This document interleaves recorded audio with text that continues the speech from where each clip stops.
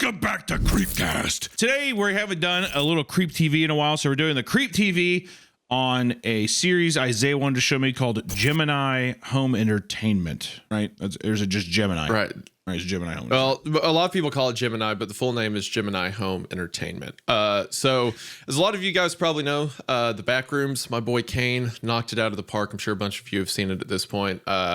I'm blown away by, how successful it is. Very happy for the dude. But watching his stuff, I would never give him that satisfaction again. I gave it to him one time, so why would I, let it happen a second time? But I thought it was interesting. We was going to say, we both watched the movie, and it was a thing where we were like, oh, we could do a Creep TV, but then you were kind of telling about some of the older, not that I would say Backrooms is like analog horror, but it's like found footage, kind of like the lost media vibe. And then just made us talk about Greylock a little bit. And then inevitably we were talking about Local 58. And then you're like, actually, I think Gemini would be a fun thing to watch. Just as something that's like in the same spirit. We just got done watching this. So we've been talking about it a lot. So I think that it'd be a fun thing to chat about today. Yeah. And also Hunter's fun to show this stuff because he's like completely unfamiliar with all the stuff I grew up with. And I'm like intimately familiar. It's one of the coolest things about Creepcast is because I can show Hunter all these stories that I've known for years, and I get to see someone experience it for the first time, which is always funny. Seeing that the first upload was in 2020, it's crazy that it's just this stuff was coming out the same time that like we were starting our channels too. And it's like revisiting a shooting star where it's like, oh, I just totally missed that when it passed by the first time. Yeah.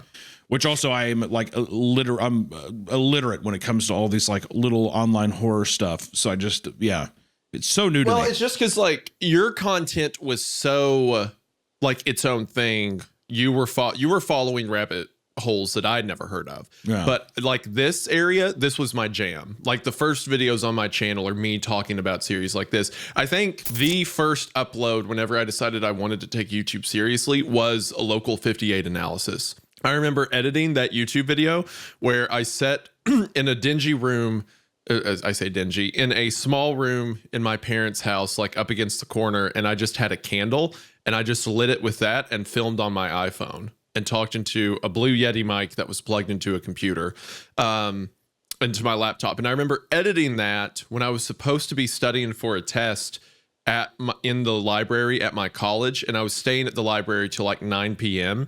because I knew that the library had better Wi-Fi than I did at home, so I could upload quicker. And I remember skipping class, spending the whole day editing on my laptop in the library, uploading. And I remember like after an hour, it had 50 views, and I was like, wow. How cool. 50 people clicked on this video. It's always such an exciting thing when you first start going. You're just like 50 people somewhere saw this. It's almost more. It's at the beginning stages. It really is like the most magical time. Of being like, I mean, like it's all so new, and like as like people click on videos and as people are watching, you think about and I still think about each individual, but with time you just get numb to anything. So I think about then. I remember there were a couple comments that were like, "Oh, this is good," just found this channel, and being like, "Wow, they just found my channel." So I've been very intimately familiar with all this stuff and all the creators of it for a long time. So, but Hunter doesn't know any of this stuff. So initially I was like, let's do Local 58. But honestly, and I love Local 58, Chris Straub, the GOAT, Candle Cove, we've covered here. Love his stuff. But if you ask me, the best rendition of the local broadcasting network, small town infomercial thing is Gemini Home Entertainment. I think it just takes the formula and does it a little bit better. I think some of the scares are more effective. I think Remy Abode really knocked this series out of the park. And when I covered Gemini on the YouTube channel, it was a few uploads ago. So there's going to be some stuff in here that I haven't talked about publicly before. So it's good for me to cover. And it's also nostalgic because like this was one of the earliest videos I did on my channel covering local Gemini Home Entertainment. And it's got over 5 million views now. So, if you watched it, that means a lot. I really appreciate all the support, especially when I was starting off. But Hunter, like I said, doesn't know any of it. So I want him to experience it today. And if you were interested in us talking about the Backrooms a bit, we talk about it on our Patreon, along with reading a liminal horror story, SCP, extra SCP-87.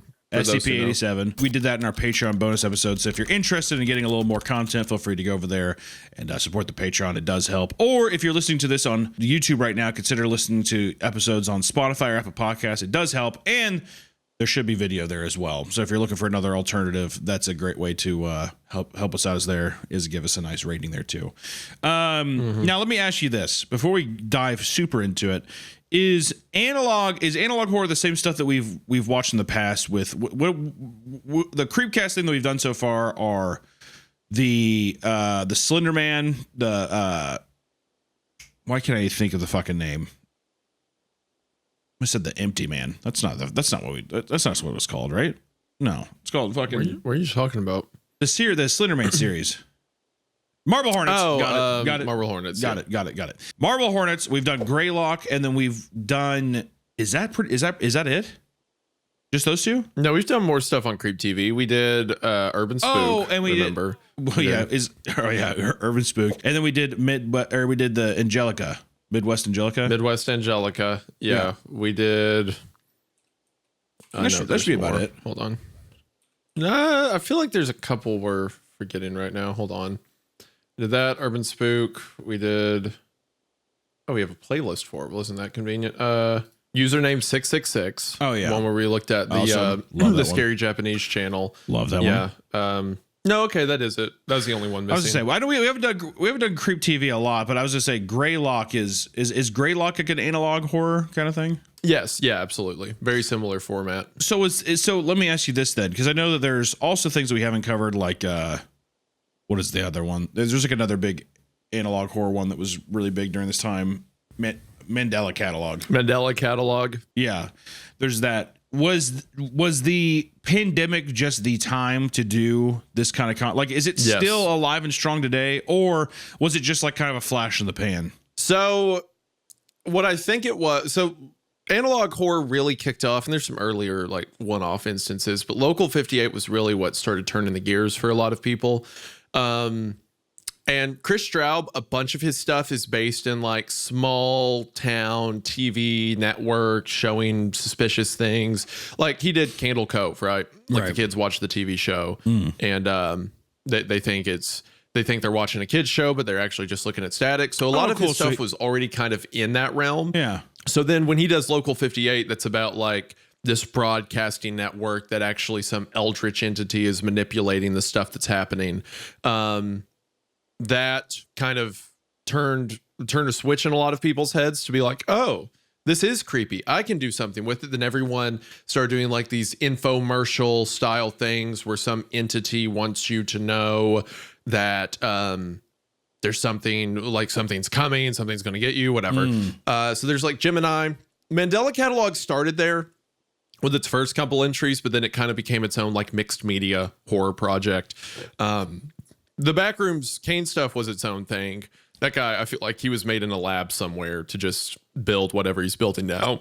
That you can see the only real connection between that to analog horror is like the literal analog camera format, but his is found footage more than it is this stuff. Yeah, it's definitely a found. I was gonna say, but I think that it's interesting. It's just kind of like how the fucking planets align, man. Where it's like I'd be curious to see. I mean, like, don't get me wrong, I think it would still be big, but I think because this like analog craze was so big and popular with people, I think it was easier for people to also to latch on to the Backrooms thing and be like, oh, this is a fun iteration of this other thing that I like, you know? It's just like it's the perfect storm of like mixing all this other shit that you're doing. So just really interesting.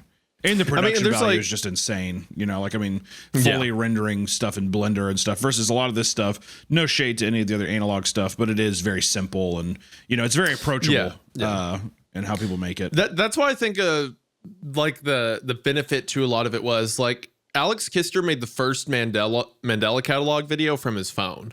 Like he just got on a phone editor and like put the stuff together. I think it's awesome. To make it work. And then later on, he, you know, used the platform to do more stuff, but the fact that it was that approachable to a lot of people is what I think kicked off a lot of people's ideas around the genre. And then from there, people started to make it more complicated. More, like there's some stuff I'll talk about in Gemini today where they kind of broke the mold. But you are right that in COVID, everyone's locked up, and then like Local 58 and stuff like that starts going around, to where so many people are like, now is the perfect time for me to learn how to make this. Yeah. Which I feel like a lot of us were kind of doing, right? We're just stuck inside. I mean, that's when I started YouTube, right? Yeah. I mean, I think I was on, like COVID, my channel had just blown up, or like had been going to where I could do it full time or whatever. So it was definitely just everybody's at home wanting to watch shit and just like make stuff and do whatever. So it was just it was a blur. I really I have to clarify, I'm not saying it's worth it. I'm not saying it was a good trade because people died. I'm not saying that. However, I do not think I would be where I am now if it wasn't for the lockdown. Oh yeah. I mean, because everyone's stuck inside. Like all the channel views blew up and stuff like that. Yeah. No, that's a good thing. No, that's a good. No, that's a good thing. I'm gonna let him die on this. I'm gonna let him die on this hill. I'm not gonna.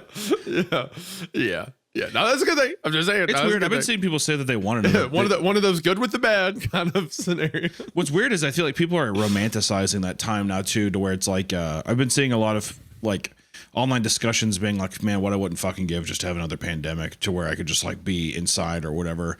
It's very interesting how people perceive that stuff or that time. And also it's crazy to think that it's been like 5 years now since it's like been done, since the lockdown's been done or whatever. It was like 2021, it feels like it was right? forever ago. About 2021, whatever. Or is it 2022? Well, that's when like it was totally taken off. A lot of places were kind of relaxing end of 2020. Early 2021 kind of area, because the outbreak started end of 2019, and it was like the beginning of 2020 when like the nationwide or worldwide lockdowns really started up. Yeah. Because there was a few months of kind of like, haha, what's going on? It's such a fucking blur, man. Such a blur the whole time period. All right. Well, I mean, without further ado, I'd say just let's jump into it. Let me tell you this. So you actually enjoy this. I know whenever we did, we've talked about some things that people love. Some people are like, I don't know. Is this something that is like a pretty universally loved thing, or does it have its detractors as well?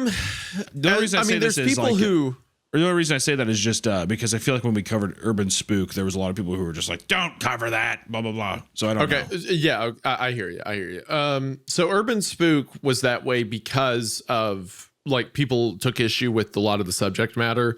Like the stuff involving kids and Urban Spook. Redacted Baby. Redacted Baby. One of my favorite things ever is Redacted Baby. A lot of stuff like that, right? Urban Spook was super like exploitative, and the creator knew what he was doing with it. He would make tweets all the time where he's like, yeah, this is supposed to be like watching a Mortal Kombat fatality. It's like over the top for a reason. So there are a bunch of people that had issue with it. I don't know anyone who likes analog horror who has a problem with Gemini. All right. Like it's one of the standards in the genre. I just didn't know if what I'm walking myself into, which I don't want to spoil too much, but I just didn't know if it's going to be a thing once again where we have Redacted Baby or we have I think man and poop pipe or something. I'll put it this way. When you watch this, I think it will kind of explain a lot of the hype that we had for it. Okay. So, all right. For the whole genre. All right. Well, what's the first entry called? The first one's World's Weirdest Animals. But before we do that, you said you were saying you saw this girl right before we started recording, and then you wanted to tell the story in the recording. What was the context around what we were talking about before? I'm trying to We were talking about the things you're making. That's right. I saw this girl online. I was just going to say, it was like probably one of the most well done tattoos I've seen, but it was Smile Dog. It's like one of the best Smile Dog tattoos I've ever seen. I meant to send it to you, but it is fucking incredible. I was gonna say if I could find it, I'll have to put it up here. But shout out that it made me be like, fuck, man, I need to get a creepypasta tattoo. It was really really good. I really enjoyed it. It was so sick. Creepypasta tattoo. Yeah, it had the big teeth and everything. Like full round circle moment for this podcast. If you start out like Jeff the what, the who, and then you just get like a bunch of creepypasta tattoos. Would you get a Slenderman tattoo or would you get a Jeff the Killer tattoo? If you had to go like OG. Slender. I think Slender. You'd get Slender. All well, right. No, because then there's so many people who just associate Slender with the stabbing that I guess it sounds crazy, but I guess Jeff the Killer is the safer option. Jeff the Killer never thought that we'd hear that. I would probably do Jeff the Killer too. I think it would just be a very funny tattoo. I'd want to get on my inner thigh. Jeff the Killer. Just looking up at you the whole time. Yeah, exactly. Bounce around next to all my other meat and gibbles down there. Yeah. Okay. All right. There we. As soon as you said inner thigh, I knew we'd get there at some point. Okay. Well, without further ado, Hunter, did you say thank you, patrons? Thank you, patrons. Love you guys. Yeah, I did. I was just saying right, with the first title being World's Weirdest Animals, I was say give me your best like David Attenborough impression for World's Weirdest Animals. I'm trying to remember what David Attenborough sounds like. The fish swim in the pods along the dolphin. I can't do impressions to save my life. But weirdest animals. There you go. See, you know it. It's the or you can do Here. There will be text that appears on screen. It's the world's weirdest animals. That's more like a Werner Herzog kind of thing. I love to watch Gemini home entertainment at my home. There's some text that's going to appear on screen. Why don't you give it your David Attenborough? The text is on screen? That's about to come up. Oh, okay. I see. Okay. All right. Well, episode 1, World's Weirdest Animals. Gemini home entertainment. The Earth. World's weirdest animals. Rural Minnesota. Pause it. Looks like a man's face, doesn't it? Look at this. His brow up here, his little nose, and his lips. Yeah, this. And his chin. Yep. I agree. I see the vision. I can see the vision. Watching this right now, by the way, is like a huge nostalgic trip. I've not watched this in a while. This is like... All right. Wilkin County. This is a big moment. Oh, yeah. It's beautiful. Animal number 1. Let's see here. What are they thinking? What's a weird animal?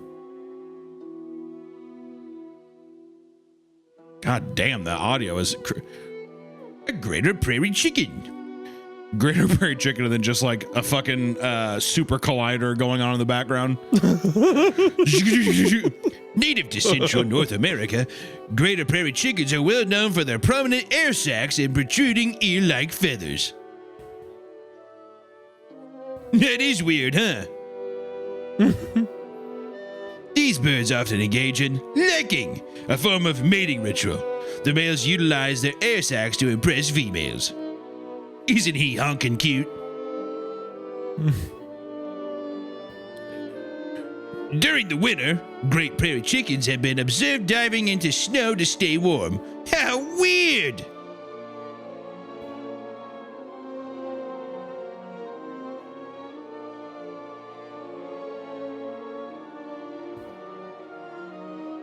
Clay County.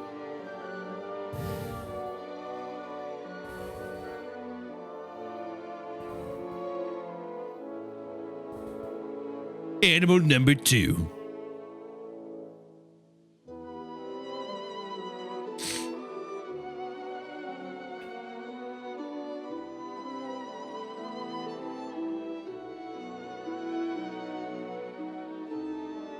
A burrowing owl. Look at that little son of a bitch's weird skinny legs. I don't think the text said that. I don't think David Attenborough would ever call an owl that. Once found all over Americas, this small critter is now far more elusive. As their name suggests, these owls create large burrows for their nest instead of creating ones in trees. Tell you what, the music is a vibe though, huh? Yeah. Burrowing owls like to live in prairies and open fields, where they can use old squirrel or badger holes for their nest. I have a feeling we're gonna see animal death very soon. I know what you're talking about.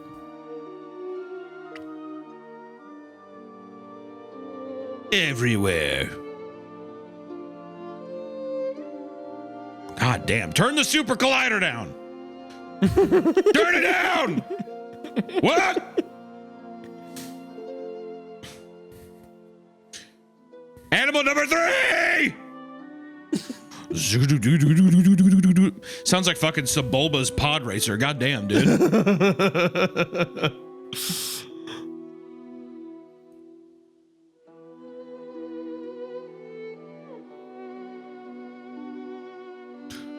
Wood crawlers.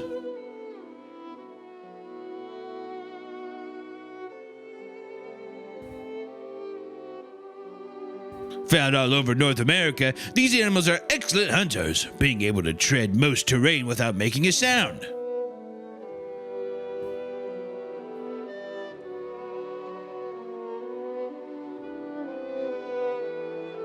The preferred nesting locations are inside the homes of large families, whereas large swarms can adapt easier.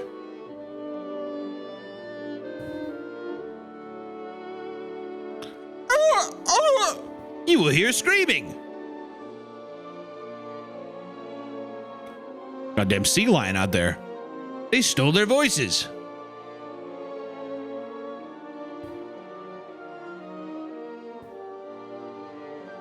Burn the bodies, lest they stand up again.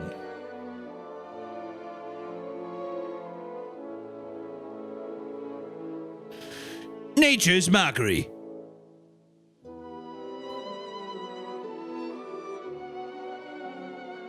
Huh, that's fun. Yeah, I love that shot.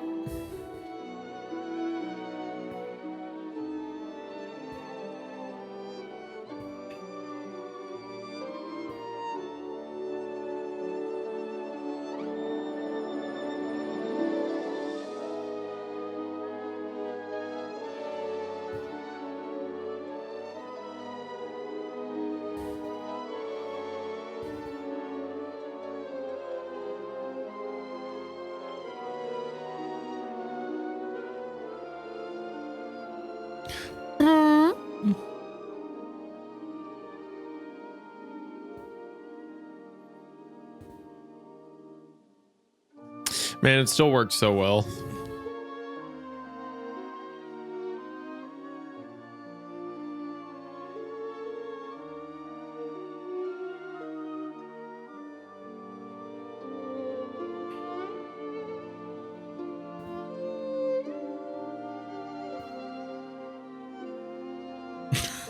Homie's bugging out, dude. He's standing there like he's kind of hitting that shit a bit. Ooh, do it to him. Do it to him. Why the fuck is this guy walking around this house?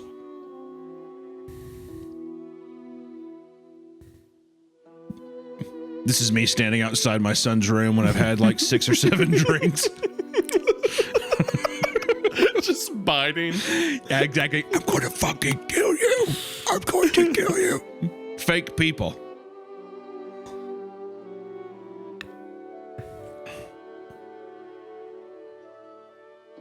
He's standing outside my son's room. Go to your room. Okay, Daddy. Bye-bye.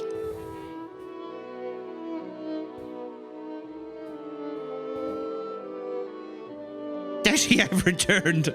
I said go to your room. All right, I'll go to my room now.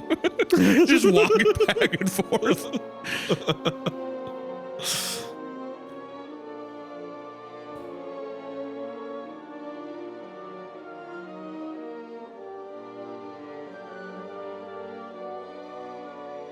Don't pop up close to the window.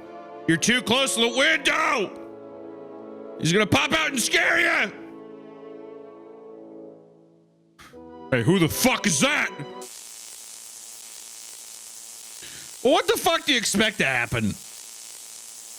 Yeah, when you're that close. When you're that fucking close to the window with a giant ass camera. Oh my God, these guys are acting fucking weird. Yeah, back away from the window. God.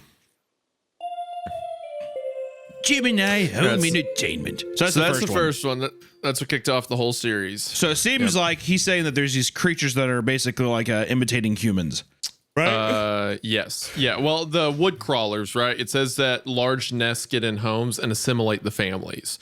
So they're in there like learning to be people and mimicking them and stuff like that. Yeah. The 2 first birds were both kind of paralleling what the monster does. Yes. Yeah. Yeah. But yeah, this is what I would, which I'm sure it'll say it, but in these things, I'm always, whenever I watch these, I'm always just like, why the fuck are you skulking around? First off, you're in Minnesota. You're just outside this guy's house, like, oh my God. With the camera looking in. Jeez Louise. Okay, this is uh-oh. I feel like I would have a little bit of footage. I'd be like, that's all I need, and I'd run off. You know what I mean? What am I skulking around for?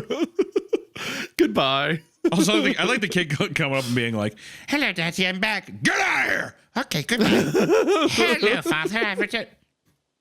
Yeah, 100% though. That guy, like basically fitting into his own face or whatever. That is 100% me, just outside my son's room, just screaming silently. You don't realize how you fucking ruined my life. You ruined my fucking life. Dad, I can hear you. Look at this Jeff the Killer tattoo. Go to sleep. Yeah, exactly. You see that? It's on your inner thigh, Dad. Stop. Daddy's flexible. I'm like doing the full splits right in front of him. So they call me Slim Jim. All right. Are we next one? What's the next one? Next one's storm safety tips. Storm safety tips. Is this going to be? Is every time? Is this going to be a thing where it's like storm safety tips? And it's like, be sure to watch for rain, and the next one's a guy just like peeping in on a woman who's just like I don't know, eating her fingers or something like that. These people can't swim without fingers or something. So is it going to be like that? Is that pretty much the gist every time? The first couple are like that. The first two or three. All right. Where it's like, here's a normal infomercial setup, then it changes. All right.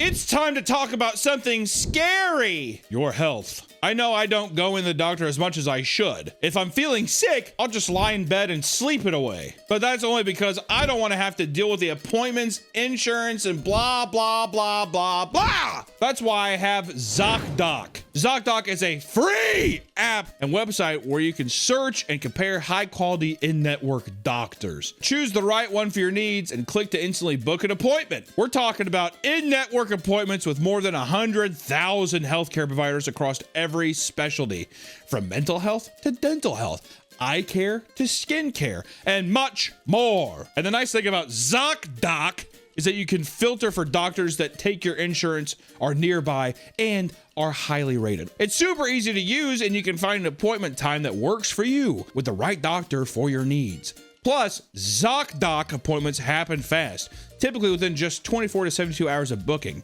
You can even score same-day appointments. You don't want to admit it, but you should probably see a doctor. So stop putting off those doctor's appointments and go to ZocDoc.com/Creepcast to find and instantly book a top-rated doctor today. That's ZocDoc.com/Creepcast. ZocDoc.com/Creepcast. Thank you, ZocDoc, for sponsoring the episode. Back to our spooky story. I want to take a moment to thank today's sponsor, Cash App. Cash App is here to make earning money fun. Other debit cards are boring, but with Cash App's personalization feature, I can turn a picture of my teeth and lips into my everyday card, allowing me to terrify baristas everywhere, of course at the cost of my own sanity, but hey, who needs that?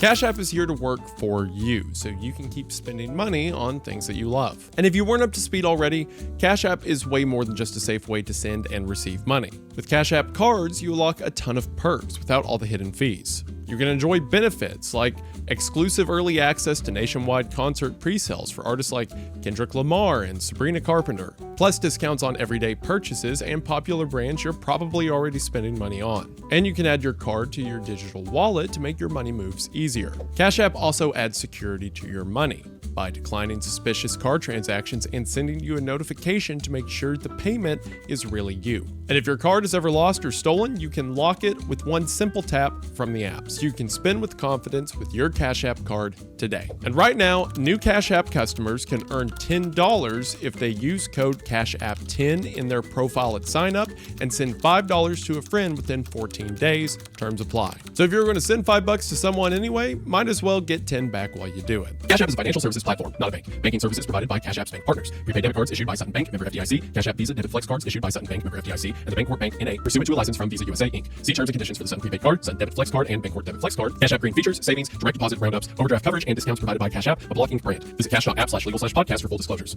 Again, that's code CashApp10, and if you could let them know we sent you, it would mean a lot. Thank you to Cash App for sponsoring the show. Their link will be in the description, and we are now back to the episode.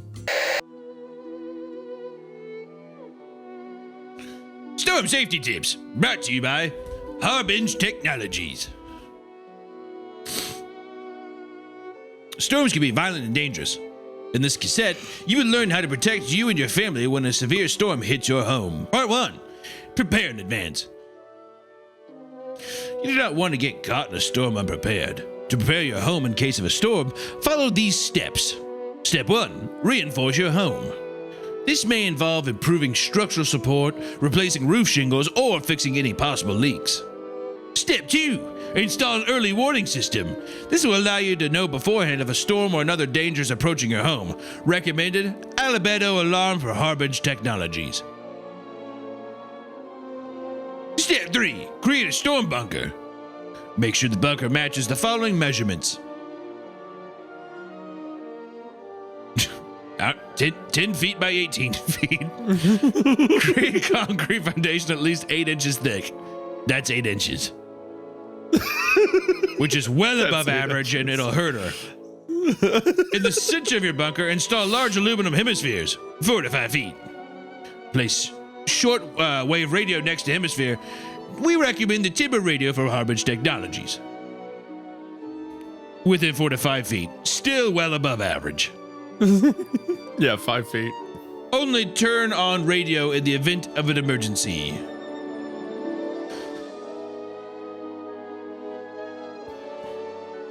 Part 2.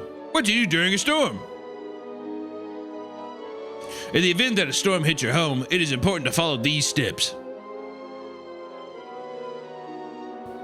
Step 1. Quietly take your family to your bunker. Your home does not belong to you now. Step 2. Turn on shortwave radio. Ignore all sound produced by the radio. These are auditory hallucinations. Well, why did I turn it on? Why did I turn the... Remain calm. Why did I turn on the radio if it's hallucinating? Your tears are filled with salt. What? What? What? What are you talking about? Part 3, after a storm.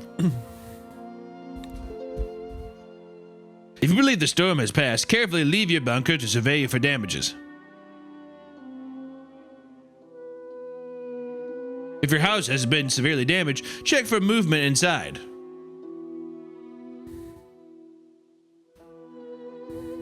Do you hear the chime? You are safe. The storm has passed over. Look to the field. Do you see lights? Return to your bunker. You're about ready to be turned into chunky butter.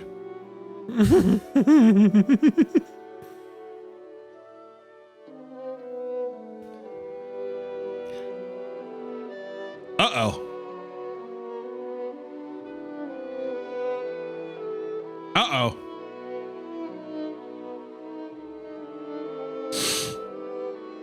Listen. Under your feet. They killed the last narrator. Crawling through the floor.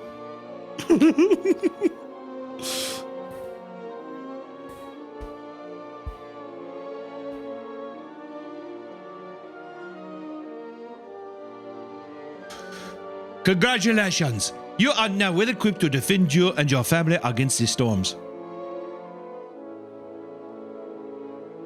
All right, so that is storm safety So this tips. is fun. So basically saying that in Minnesota, is it just Minnesota? Well, it says all over. In the first one, Oh, it it said said North that America. they're found all over North America. Yeah. Yeah, but in this case, I'm just going to say, since the first thing we saw was Minnesota, those counties, and it said everywhere, I'm just going to assume that we're just still staying in the, like, this local broadcast is for, like, a Minnesota town. And I like that they've made, like, weird sirens and shit like that. Shocking lack of man screaming at child through door, so that one wasn't as good as the first one. But I still kind think it was of fun. a loss. Also, it's a fun little thing of doing like storm safety tips, but it's a storm you don't expect. That's fun. Yeah, it's more like a swarm. Yeah. It's more like a ton of these things taking over your home and stuff like that. Again, like within the analog horror, which these first few are definitely standardized, but you'll see, like I said, it breaks the mold as we go on. But a lot of them are based around the idea that there's a local broadcasting network that's either been taken over by something, or people within the network are trying to warn people about what's coming. It's kind of like you get your storytelling off of just that. What's the most absurd thing that could still be scary? Like on paper, it seems ridiculous, but it would still be very frightening in one of these series. You know what I mean? On paper, absolutely ridiculous. You hear it and you're like, what? But then if you saw it practically, you'd be like, actually, that's horrifying. What would it be? Actually, I think probably an example of something that sounds goofy in concept, but is actually pretty freaky is the Walton Files. Do you know about it? No. So the Walton Files, hold on, I'll pull this up for reference real quick. The Walton Files, I mean, it's clearly based off Five Nights at Freddy's, right? Okay. Like the idea around it is like animatronics, like in an old, where's an example? Like most of the early parts of it look like this, where it's like just hand drawn, like, you know, it's very Five Nights at Freddy's, like, oh, these animatronics kill people and stuff like that. But the way Martin Walls draws some of these scenes is actually the way Martin Walls draws these characters a lot of the times like this, like very goofy children's animation. And the whole concept's around like these abandoned animatronics kill people. And you're like, yeah, I mean, it's like, you know, how scary could it be? Right. Kind of thing. But every now and then I'll be watching this thing. There will be, so sometimes like in some creepy segments, you'll get, where's that one of Bond looking around? You'll get stuff like this. It's like, well, that's a little like the human teeth feature and stuff like that. It's like, that's a little unsettling, but then he'll do art randomly. Or it's like, where's the one where it kills them? Where, yeah, they'll be walking around with flashlights. And it's like, well, that's a bit more. This is a bit more menacing than a kid's cartoon. Like the face standing there and stuff like that. But then he'll do these little like mixed action things. Like there's one where it'll be shots like this. And then this is the example I'm thinking of. But there's one where it's like human eyes in there looking around. And then it'll hard cut to like someone getting killed. So you see the dots of the eyes.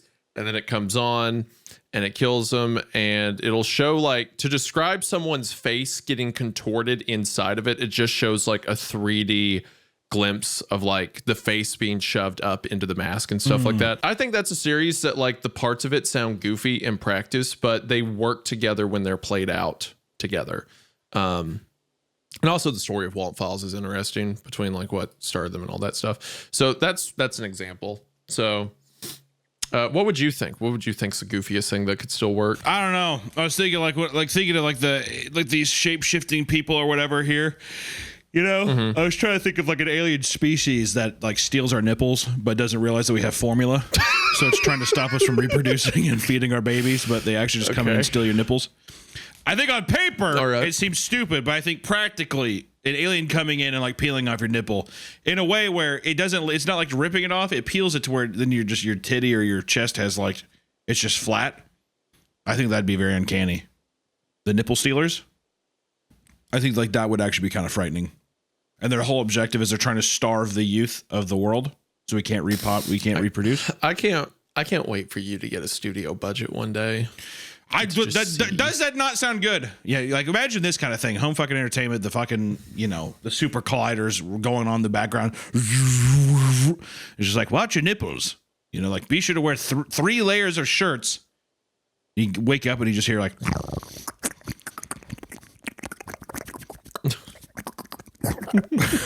whatever. Wake up and your titty's gone. Or your nipple's gone. That would be. Look, I'm in agreement with you. That would be pretty frightening. Or if it was a species that was, it was like trying to stop people from reproducing. That's how they kill. They don't murder people, but they take out their reproductive organs. That'd be kind of cool. Like aliens that are castrating men, or they're taking out women's wombs. Wouldn't that be kind of fucking weird? Don't know how you show that, but that'd be pretty fucking. You're like, what? It's like you're one of the few that still is able to bear a child. You have to save humanity. That would be pretty weird. I'm not gonna. Or actually, I had a dream one time when I was younger. You know, I was really afraid of. Oh my gosh! I had a dream when I was younger that there was like a silver man who would break a thermometer in my mouth and poison me with mercury. That was like a big thing I was afraid of when I was younger. The silver, I can't tell my mom I'm dreaming of the silver man again. And that's all he did. He'd break thermometers in my mouth while I'm sleeping, and I'd never wake up. It's very similar to that. You ever seen that video of the guy who's getting mustard sprayed in his face? He's like, oh, fuck. Have you seen that? Did something happen to you? Have you seen the mustard video? Specific thing to be afraid of. No. Here, type in man sleeping mustard. It's probably like one of my favorite videos on the internet. It's so good. Yep. See, very top one. There you go. Yep, right here. Click that. no, this the top one. Yeah. This one. All right, click that one. Okay. Here, give us some audio. This is some devious shit, dude. Imagine the Silver Man, and this is actually a thermometer, and this man on the couch is me. Is that a Betty Boop blanket?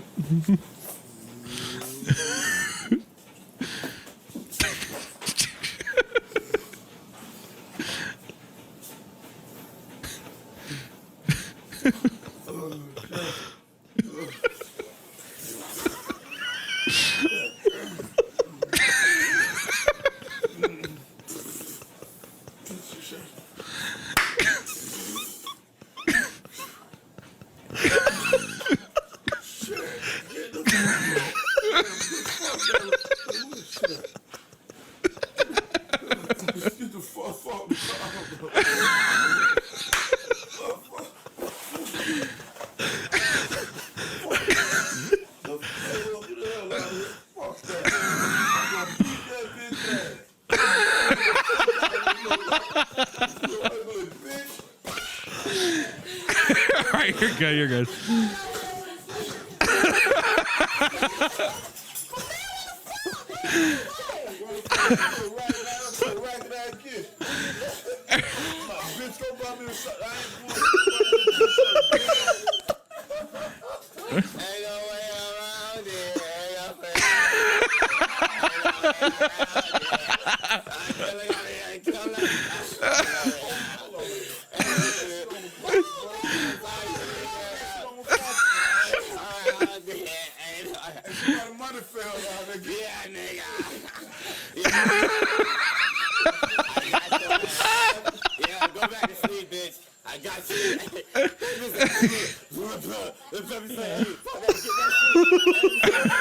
All right, that's good.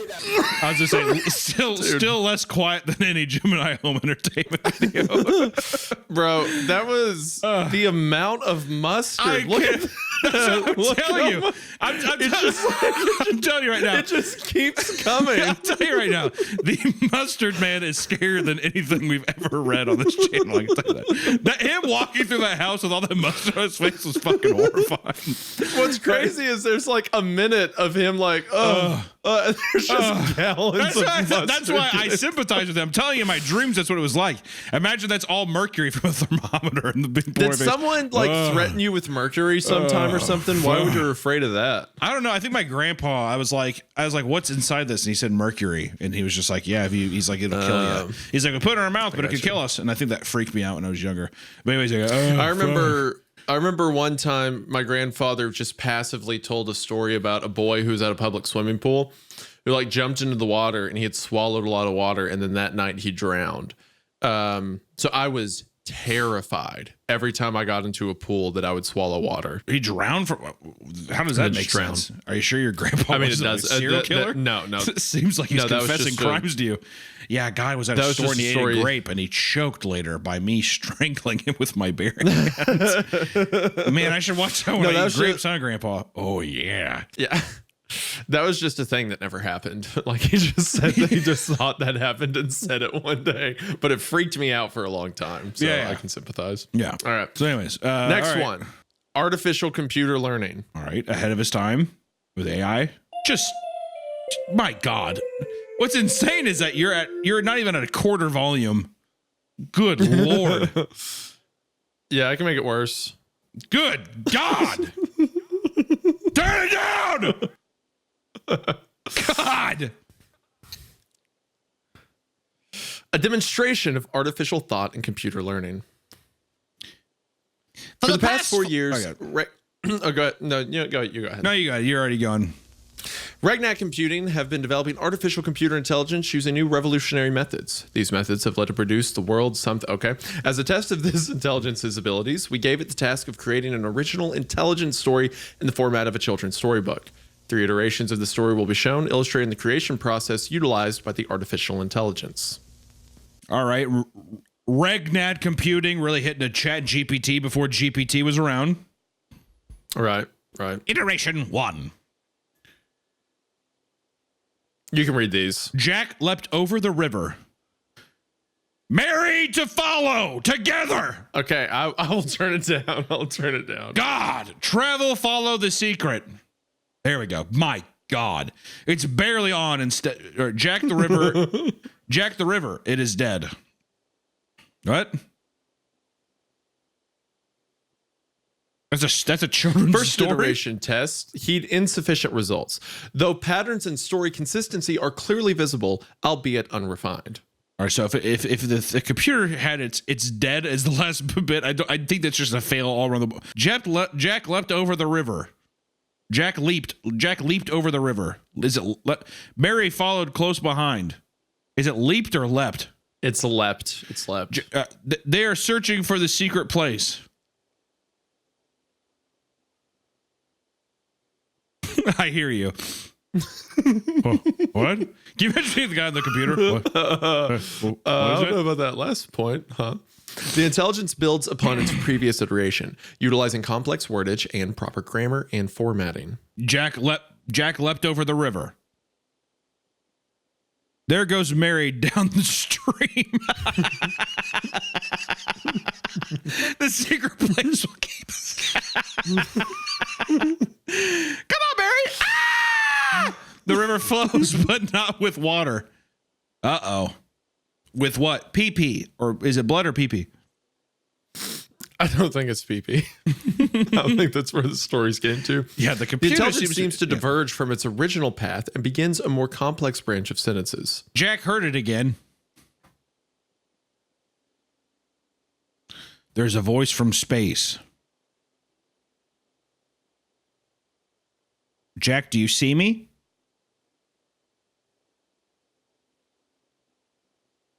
I have become something else.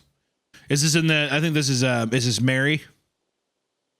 Perhaps. Maybe she's dead Mayhaps. and now she's talking to him from the grave. So I think a lot of these analog horror series leave stuff up to speculation on purpose. But that with my theory for what the series is, that's what I think is happening there. It'll become more apparent later too. I have another idea for a horror analog series. Uh-huh. Listen to the silver box. The computer, probably. The stars are moving now. Ooh, stars, that's a money sign? Hell yeah. Do you see the hungry eye? Oh, all the S's are the money sign. Here I am.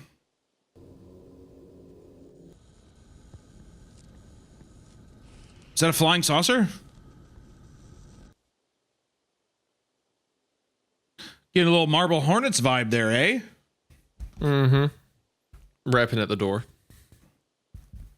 The video should have demonstrated you the capabilities of Regnad Computing's artificial intelligence. Not very good, dude. We hope to have this technology available for commercial and personal use within the year. I tell you what, I would not be a happy investor if that was the demo video. What's your idea? My idea would be it's the ghost of Lou Bega. And then every time that you hear the song Mambo No. 5 coming in your house, that's how you know Lou Bega's there to kill you. What if it's that?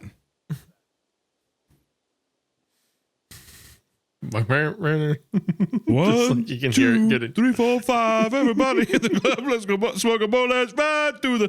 Can you imagine? That would actually be fucking horrifying. It's just slowly You're getting haunted louder by Lou from the Bega? basement. Are you kidding me? Lou Bega? He's How would you call Lou Bega? Would you? You have to say his name 5 times because Mambo No. 5, right? Lou Bega. Yeah. Or would you say his name? Would you say Begaloo? Begaloo. Begaloo.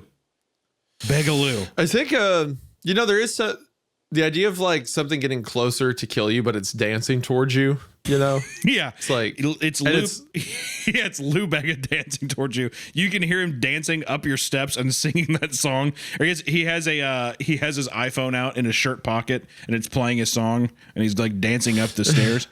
it's actually kind of menacing. It's Like, fucking horrifying. If you say Begaloo 5 times into the reflection of a saxophone, What that's if- when he shows up? What if he's not even looking at you? He's just moving towards you, but always looking forward. So like as he's coming up the stairs, you're like perpendicular to the stairs. He's not even looking at you. He's like looking straight up the staircase, but he's coming up the stairs towards you. I think he's looking at you because the whole thing is he's going to put on a show before he kills you. You have to listen to the entirety of Mambo number 5 before he kills you. All right. Are you ready for the next one? Our solar system. Our solar system. You want to read this one? Our solar system.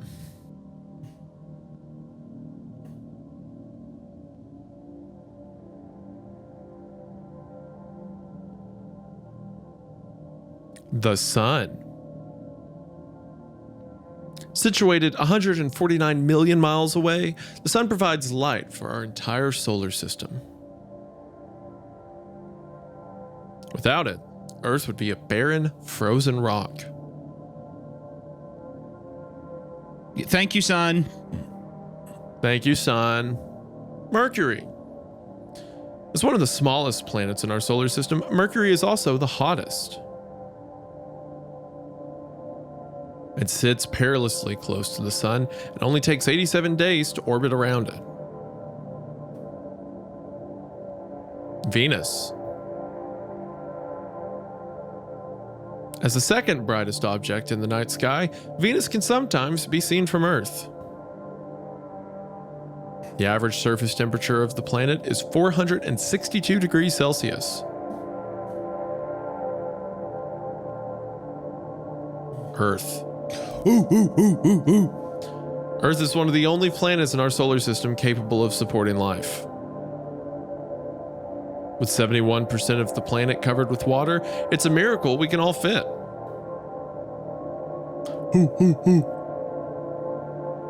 Mars. Often called the Red Planet, Mars is a mostly barren desert world. Dune.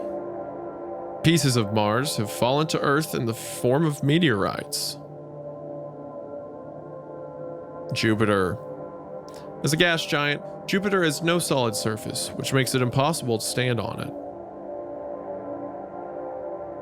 The large spot on the planet is known as the Great Red Spot. It is not an eye. Debatable.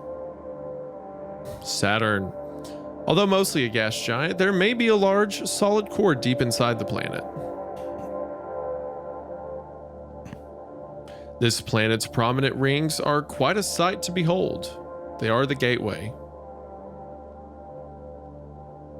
Uranus. This planet is classified as an ice giant and is the coldest planet in our solar system. Unlike most planets, Uranus rotates on its side. Neptune. A large storm rages in the planet, called the Great Dark Spot. It is the lens. Neptune has been mutated.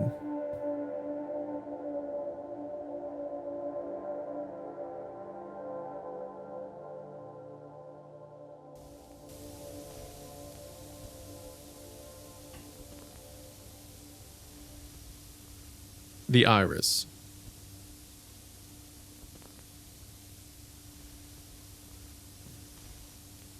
It is with us now.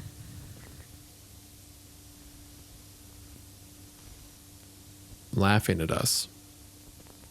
Lubega.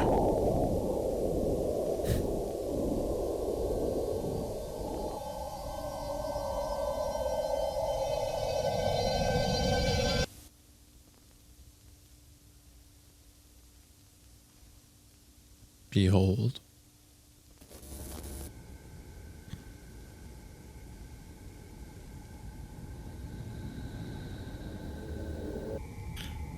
Shooting a goddamn Kamehameha wave all the way from Neptune to Earth.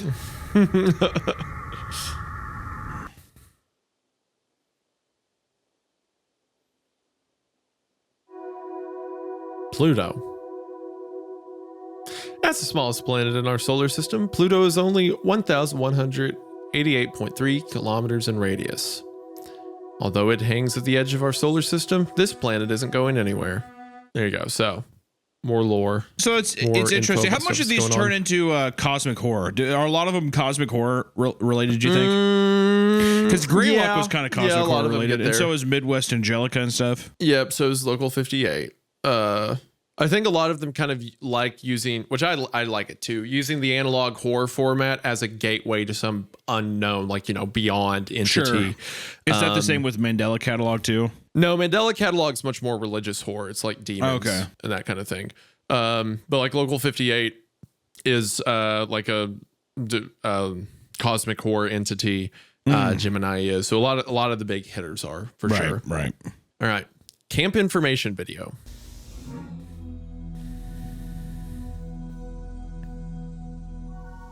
Moonlight Acres Family Camp, established 1930. Come visit Moonlight Acres Family Camp. Gosh, I love the mountains. Since our founding, Moonlight Acres has been devoted to family and creating memories. Our campground is as pristine and beautiful as ever, a relic from the past. Many of the original camp buildings remain untouched since the initial closure. Let's look at some of the activities our camp has to offer.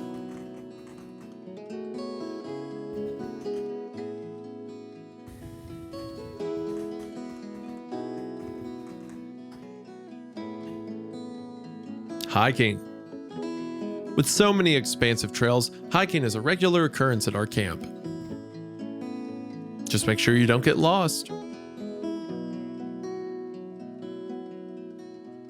Archery has been a tradition throughout our camp's lifetime, with the targets getting more extravagant every year.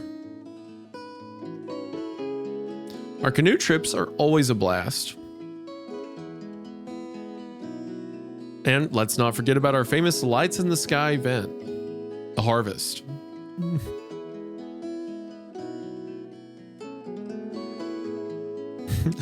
The what? what was that last one? What was that? Wind that back. Pardon me? Roll that back. Excuse me, ma'am. No need to pinch a tent. Moonlight Acres has tons of places to lay your head. Cabins. Sleep in luxury at one of our family cabins, completely burrow free. Excuse me, the what? They do what? For the kids, we have separate boys and girls cabins, each with fun activities all year round. Feeling rustic? Stay at one of the camp's original cabins, which are frequently cleaned and always cozy.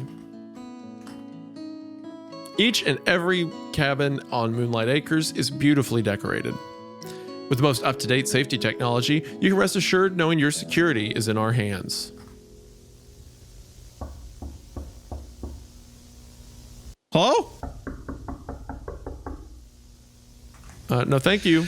Do not answer the knocking at the door. Ethos. An important part of Moonlight Acres' legacy is its mythos. Tall tales have been told from person to person throughout the camp's lifetime.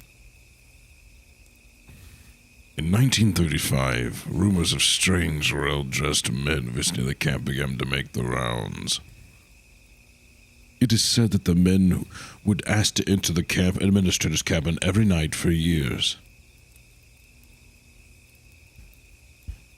One night, a deal was made with the strange men, and they left the camp, never to be seen again. Another popular myth arose in the 30s when campgoers began to have sightings of skinwalkers.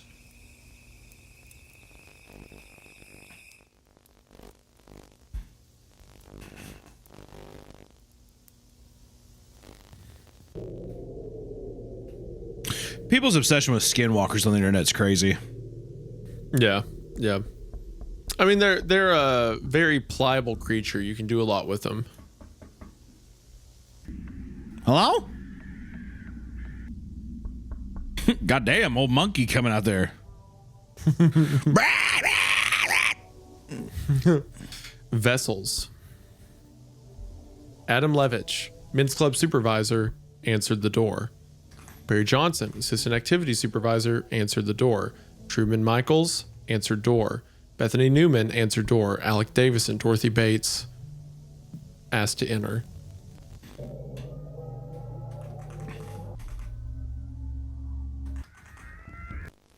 So, another entry. What'd you think of that one? You know, I like the little mythos thing. I think it's fun. All right, next one. Lethal Omen commercial. So this one actually, hold on, let me see if it's still there. Is it still there? Yes. Okay. So the first live stream. Okay. So this one is about a video game called Lethal Omen, right? Okay. On itch.io, you can play the Lethal Omen game. And the first live stream I ever did was me playing Lethal Omen and like going through and getting the different possible endings because there's a bunch of different ways it can go. I don't remember all of them, but I have very fond memories of this. Lethal Omen. Intense action.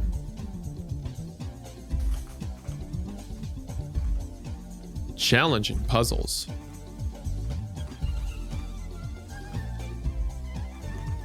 High quality graphics.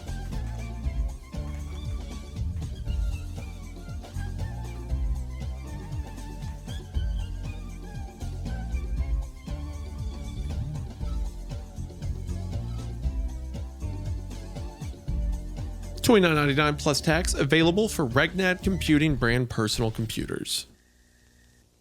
So, obviously the game's set at Moonlight Acres. I would I'd play this game.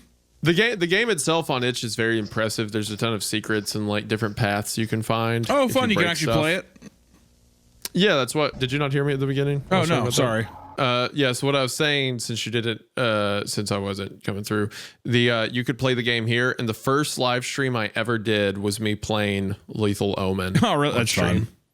Which I appreciate that level of detail that you can actually play the games.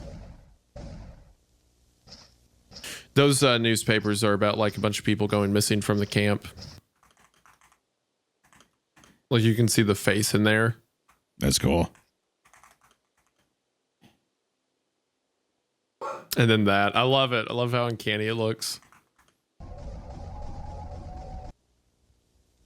He's not dying!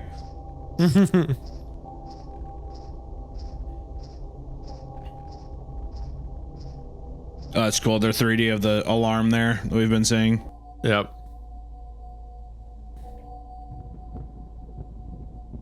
And then the bunker from Storm Safety. Yeah, there's the little dome and stuff. And the radio. Radio and all that.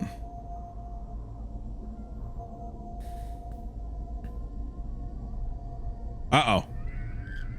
Uh-oh.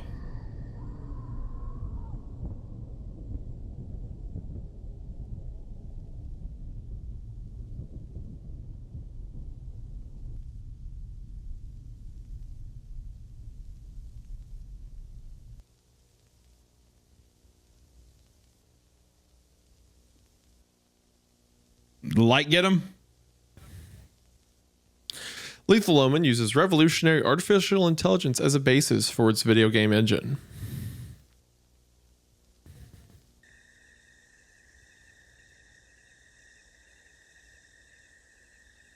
Uh-oh, watch out for the lights.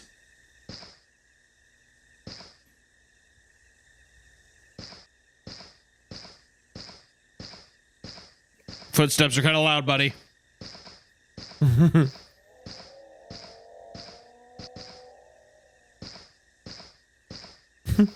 Well, don't know what that noise was about.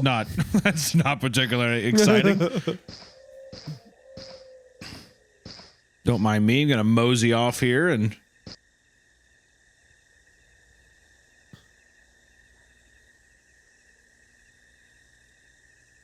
I thought I saw something to the right. Maybe not.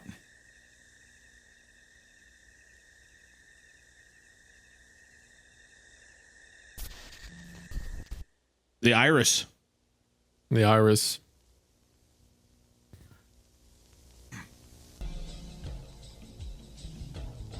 The iris is kind of like a fun take on like a flying saucer or some shit. I like. It's very similar to. Did you ever play the Dead Space games? I played the first one. At the end of the third one, you realize that the source of the marker control are these moons that have effectively been mutated into these giant entities. So you have to like kill the moon. And I always thought that was a cool idea of like a giant like astral body being the entity you have to stop. I remember in the game there was a few different endings. There was one where you sacrifice someone to save yourself. There was another where like you think the sun's rising, but it's actually like the iris. There was a few different ways it ended, but Is this still going on, Jim, or is it over? the Is it last concluded? entry was 3 years ago. But there's also been 3-year gaps before, so who knows? So who knows? It But might still be. currently, Right. yeah. But currently, yeah, it ends with Old Bones. All right, Wilderness Survival Guide. This one has one of the most iconic scenes from the whole series. A lot of people, when they think of analog horror, think about the end of this one. Fucking spoils, man. Spoils. Jack Wilder's Wilderness Survival Guide. Whether you're camping, hiking, or hunting, it's important to stay safe when you're going into the wilderness. This cassette will teach you you many survival tips that might just save your life. I'm Jack Wilders. Essentials. Be prepared. There's a basic knowledge that every wildlife explorer should know, including what equipment to keep on hand. Basic equipment should include a water flask, non-perishable foods, first aid kit, mattress, compass, and knife. Store these items in a backpack, would you? Thank you. I'm Jack Wilders. Thorns, ditches, and rivers could lead to serious injury if not accounted for.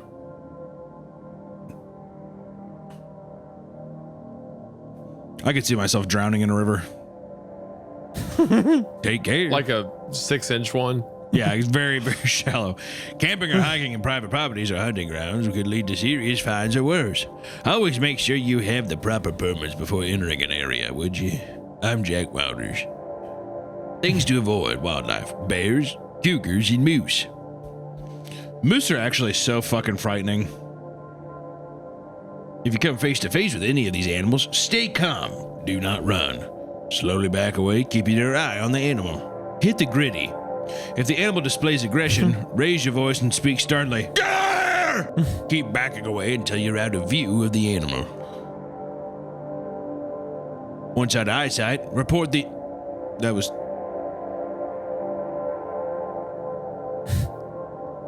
Don't, Oh my fucking God. Don't worry about that. Oh, wait, did anyone... I'm Jack Wild. Did anyone else see that? Or... I'm Martha? Jack Wilder. Did anyone see that? Martha, did you see... What? Okay, I guess that was just... I guess that was just me. Wait.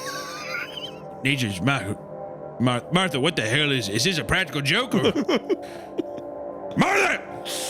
I'm Jack Wilders! Okay, just go back to normal here. Always keep a first aid kit on. Are you sure that was just me? All right. Well, let's just talk about sounds. I mean, you go here in the wildlife, right? That's an electric pole. Not really necessarily. You want to watch out for coyote howls. I mean, they're going to sound like kids crying. It is what it is. It's coyote howls. I'm Jack Wilders, and this is a bit of an unconventional recording so far. But the next one is there's a cougar. There's a cougar scream. Very typical. This is outside my backyard. Took my iPhone out and recorded these. So I'm still pretty shocked by the visuals I saw earlier, but let's see. So cougars, the next one is an owl. Okay. I do not remember. I don't remember recording this one. I'm Jack Wilders. Martha! Did you fuck with the Senate? Jack Wilder. God. Okay. If you hear any of these sounds, leave the area immediately. Well, there's a man screaming for help, so I would assume so. Do not move toward the sound. If you hear them, they have already heard you. Okay, what does that mean? What the hell does that even mean? I'm Jack Wilders. This makes no sense. Okay, I guess we're just going to talk about building a campfire now. We're going to kind of avoid that. All right, so you'll need wood, large stones, dry grass, leaves, dry twigs, branches, matches, or dry log. I really... we need to move past it. I should have taken my heart medication earlier. Create a ring of stones in desired location. That's so you don't burn down the whole goddamn area. Gotta make sure it can just stay contained. Do that. This is me setting this up in my backyard. This is about 11:30 at night the other day. I like to wear large mittens. Oop, couldn't get it. Oop, 4 times the charm. Oop, 5th time's the charm. Oop, 6 times the charm. Oop, maybe 7 times the charm. Alright. Really can't seem to get that going. What to do if the fire starts? Follow the lights. Don't know really how that helps with my matchbook. Or those logs are a bit big for the... Okay.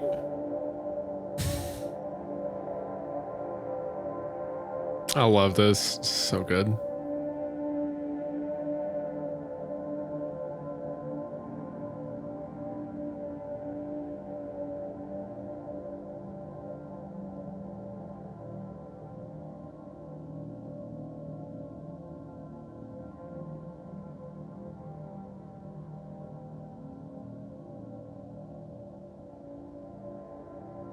I'm Jack Wilder.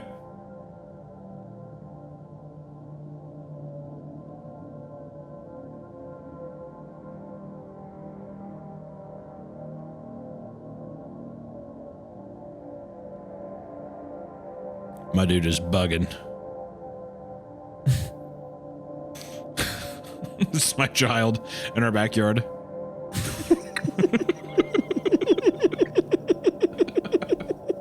He's fine. I'm Jack Wilder. He's fine.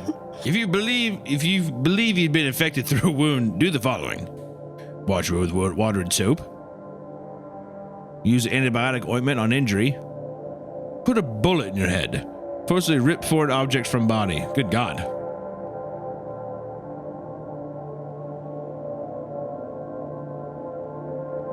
Dude, would you leave me alone? Fuck.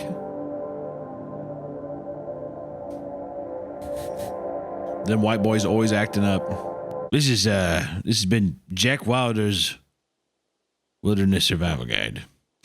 I love the timing on that first one where you're doing the I'm Jack Wilder thing, and then he turns back and it's nature's mockery.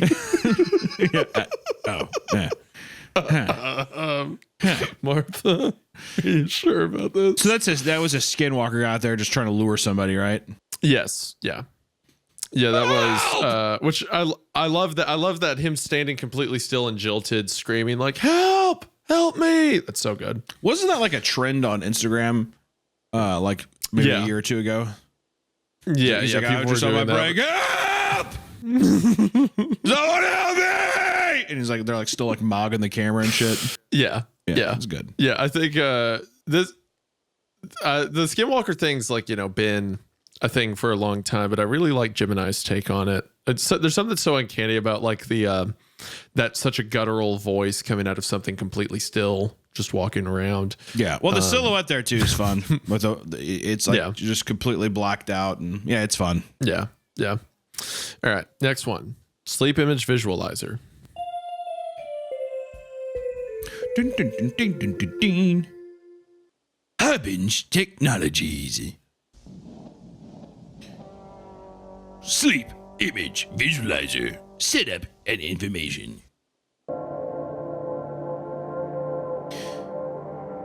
Introduction to the sleep image visualizer. Sleep image visualizer. Main module. Computer connection port. Module power port. Headset connection port. Configuration panel. Severed SAT. Module connection cord. Absorption pods. Aluminum dome. Adjustable clump. Setting up the sleep image visualizer. Connect the sleep image visualizer to your computer using code provided. Connect the sleep image visualizer to the sleep image main module using the code provided. Insert this sleep image visualizer and use this into your personal computer and follow installation instructions. It started out as Indian, but now it's like falling off Using the into, sleep like, image the visualizer. desert somewhere. Boot up your personal computer and run the sleep image visualizer on you so far. Doesn't that look comfy? Sleep image visualizer Leva Jacobs began at 5:24 a.m. December 12. Ended 5:30 a.m. December 12. He's in there 6 minutes. He's in there 6 minutes. All right. He's looking at a light switch. What's to the right of it? A wood panel. Wood panel. Place the sleep image What visualizer on your is head. slightly further to the right of the wood panel? It's a dark room. Do you not see that right there? Oh, let me see. Oh, God damn, my fucking eyes. Like an egg. Oh, it's a man's face. The face. Man's face. There you go. Okay. There you go. All right, There's an don't hit me with a there you go. Come on, man. Place the sleepy visualizer on your head. Turn the sleep image visualizer main module on in line bed. Your sleep image visualizer will begin recording automatically. Sleepy time. Stick figure on mountain. Hey, wave good night. Good night, sleep figure. Good night to you.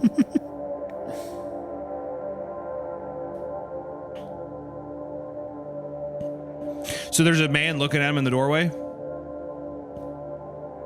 In his dreams. That was the sleep image Oh, okay. in his dreams, visualizer. okay. Sleep image visualization at your garden began at 4:06 a.m. June 24th. Ended 4:10 a.m. June 24th. 6 minutes in. That's a cool room. Yeah, an observatory. That's really cool. Not an observatory, one of those ceiling projectors. I'd love to get fucking zooted and listen to Comfortably Numb and have a Pink Floyd light show in there, man. Upon waking up, That check would your go computer crazy. for fully rendered sleep image visualization. Go ahead. You saw that, remember? Thank you for taking part in sleep image visualization program. Please note that all sleep image visualizations are automatically sent and legal Okay, so all right, my bad. Sleep image visualization Jack Gene began. Okay, well, you saw the time. It said he was asleep for 3 days. Goddamn, rocking full sleep and just absolute Levi or Wranglers. Brutal. No wonder he had a fucking sleep paralysis nightmare.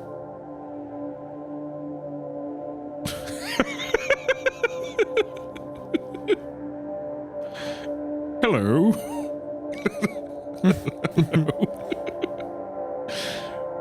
So, reminder. The sleep image visualizer takes images from your unconscious mind and visualizes them. These images do not represent reality.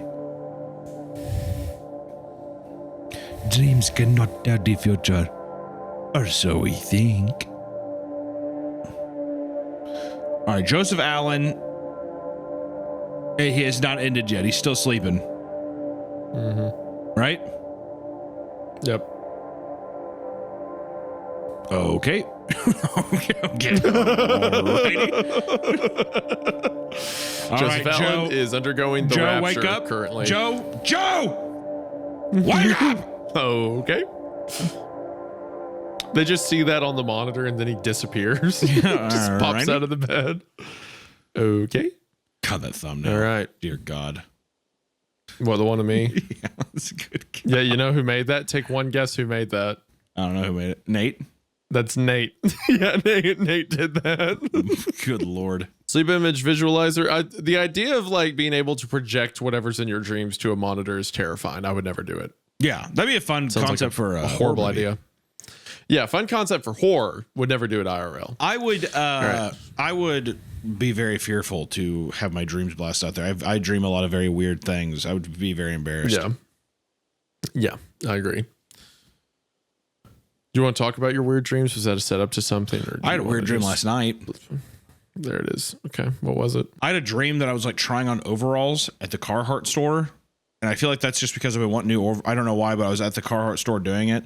But then like I was wearing like red high heels the whole time. So like I was like in these black giant bib overalls, but I was like click clacking around the car store with these high heels on, and this guy was just like, "You want to take off your shoes?" the guy that worked there. And I was like, "No, that's okay." And I kept trying on these overalls, but the stiletto heels kept digging into the bib overalls. It was just very complicated. That was like, seriously, it felt like a 9-hour long dream. So to see that projected would be that would be something. All right, would be. that would I don't really know what you would get happen. or what you would get or take away from it, but yeah, I don't think that really benefits humanity in any kind of way. So there you go. That was the dream I had. All right, I'm gonna breeze past the implications of that. We're just gonna go on to games for kids. What implication is it? I'm not. I said we're gonna breeze past it. So games for kids it is. Games for kids. Gemini Home Entertainment. Here, give me your best. Hey kids. Hey kids, are you bored? Need some new fun games to play? Well, you're in luck. Games for kids. List of fun classic games to play with friends. Game 1. Hide and go seek. One player is chosen as the seeker, while everyone else are hiders. I never liked that game.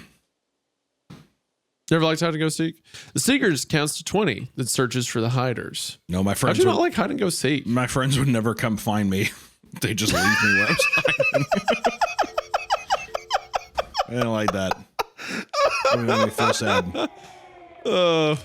That's great. All right, everyone, let's play hide and seek. As soon as Hunter runs off, they're like, all right, now Well, let's yeah, go. I would try very play hard. Mortal and Kombat. they and would eat not popcorn. hide. They wouldn't hide very well, so I found them very quickly. That was my turn to hide. It lasts forever, and I had to walk out and be like, "You guys must not be able to find me." And they'd say, "Oh, no, we didn't." So they definitely did not even try. Freeze tag. It has to chase and tag the runners. When a runner's tagged, they freeze. If a frozen runner is tagged by another runner, they get to play again. Freeze tag was always fun. Hello.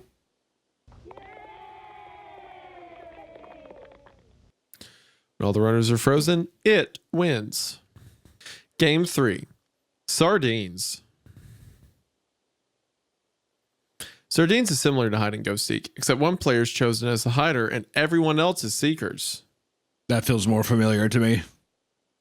The seekers count to 20 while the hider hides as fast as they can. When a seeker finds the hider, they try their best to hide with him.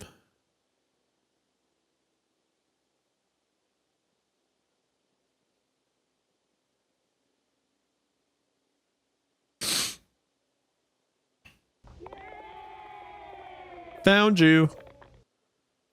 The game ends when everybody is hiding.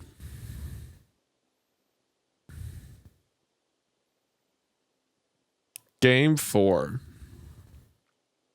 Feed the woods. Okay. Oh, Jack Wilder, I'm glad you're here. Yeah, Jack All Wilder was like, players "God, wait until it's how very the hell dark." did I get back here? I'm Jack Wilder. What the hell is this?" Sneak outside very quietly and gather all of your friends. Go into the woods. Walk until you cannot see the lights anymore. No! No! Scream at the top of your lungs. I'd say it was a real, yeah. What? I'll say it after this.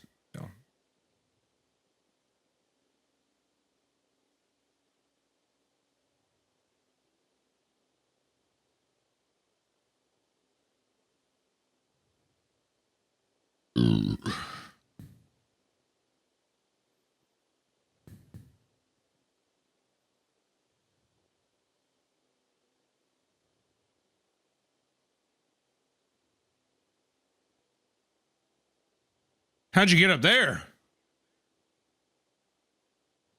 Is the iris? I think it's the hungry eye, one of the lights in the field.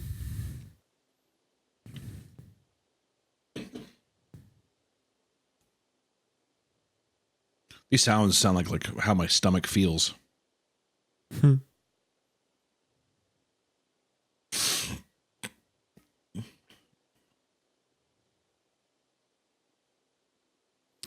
Game ends when the forest is fed. Oh, good. Oh, good. Sir?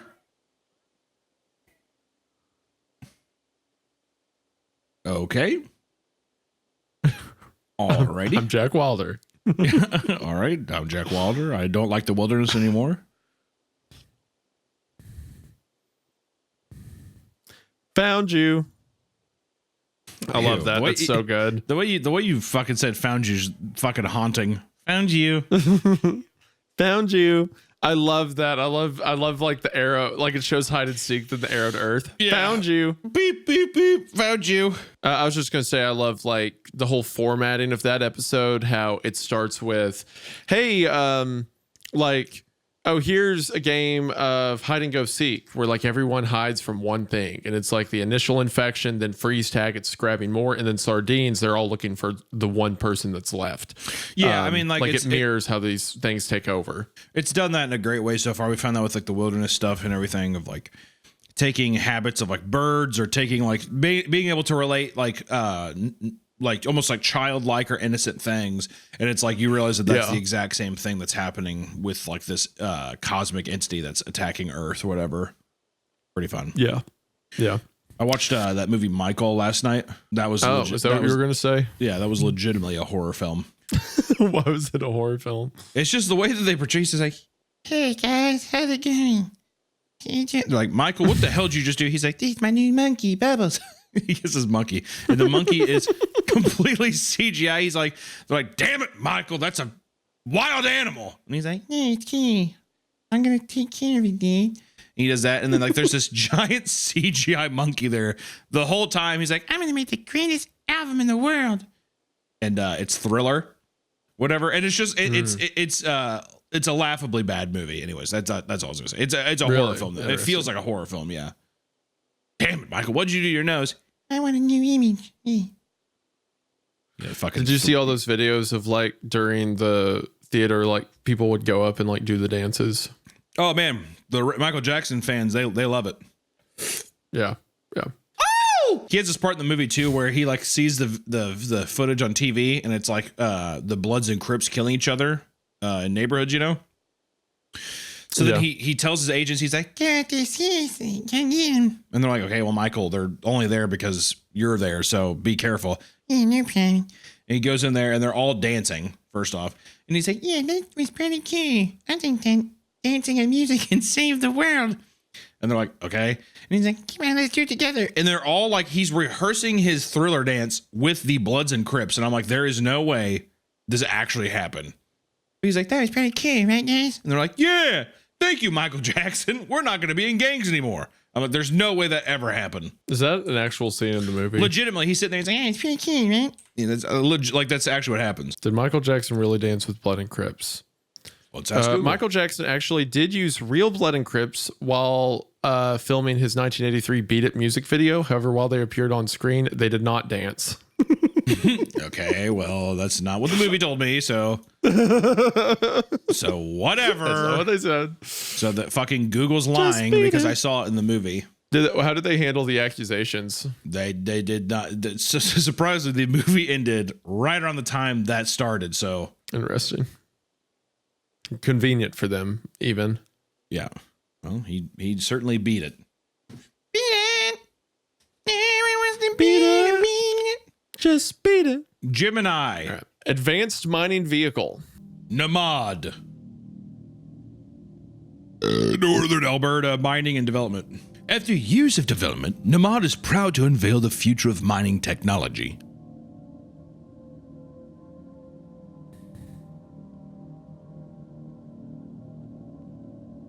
Oh, that's cool. The remote-operated compact tunneler is the vehicle to revolutionize mining. Controlled entirely via computer, the ROCT makes it safer to Places where humans can't, basically. That's cool. It just keeps drilling. That's fun. Yep. Equipped with 4 treads on the vehicle's body, difficult terrain is no longer an issue. With highly advanced maneuverability, there's no need to worry if you get caught between a rock and a hard place. The ROCT uses 2 high-powered hydraulic drills to maneuver quickly and efficiently through rock and clay. Okay, I don't like this. I don't like this. A rotating camera attached to the vehicle provides a live video feed of the ROCT. The camera can pivot 360 horizontally and 90 degrees vertically via the control terminal. The camera is capable of 100 to 300 millimeter optical zoom to focus on important details. The fuck is that?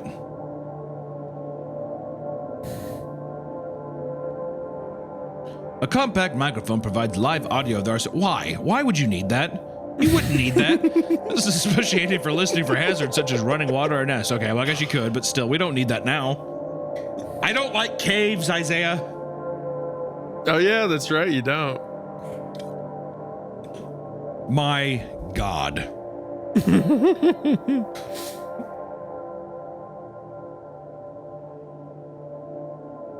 Don't need to zoom. We're zooming in on nothing. Okay, we can back out of that.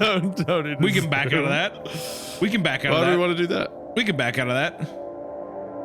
Okay. Alrighty. Someone's definitely grabbing the ROTC. Did you see the depths? It's compromised now here. Did you see how deep it went all at once? No. I know. I see it's at 145 now, but what was it at before? Look at look at it as it's going down. Oh, okay. It So starts right it here. went down. It went down basically Look at triple. Yep. There it goes. Okay. it. Yeah, there it just goes. flying down. Alrighty. No need to reboot. It's lost cause. Lost cause. No need There to it reboot. goes. I really don't think we want to bring him back from what's happening. I like how the robot's like, oh boy, I am in trouble. Bring me up. Bring me up. Please. Okay, kill so me. we're in the actual depths of hell. This absolute blackness around us. Alrighty. An industrial grade battery ensures long life for the ROTC. A special casing keeps the battery secure. It allows for a reboot in the case that the vehicle is compromised. Oh, good. Goody. Good for us. Oh, God. Okay, I thought that was a belly for a second. Okay. All right. What the hell is that? Is that a root? Okay. No, thank you, sir. All right, that is some kind of living organ.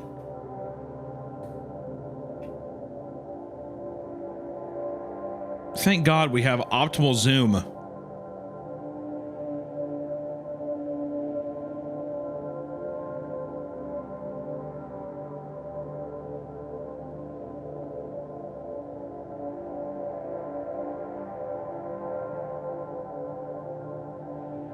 Okay, going deeper down. Alrighty. Blood pumps through the garden's veins. Okay. The crop's mature. Oh, good.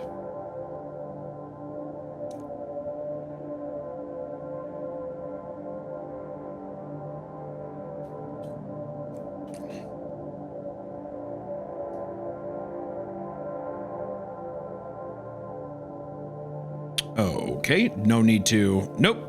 Nope. All right, that's the literal sun down here. Run away from that. ROTC, my love, my muse, run away. Good man. Get out of there. Alrighty. Oh God, there's multiple of them. Poor ROTC. I feel bad for the little machine. Get her! Okay, you're only going deeper. You need to go the literal opposite direction, please. I think he fell. You stupid son of a bitch. I think he fell, he said. Oh yeah, the lens is all cracked. Okay. Shifting tendon shape anatomy. Uh-huh. Mutation of the heart. That's 4 milkshakes for me. That's what that is. Yeah, deep fried foods and red 40 mutate Hunter's heart.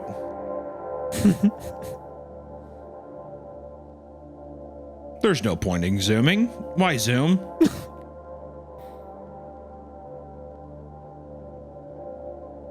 Okay.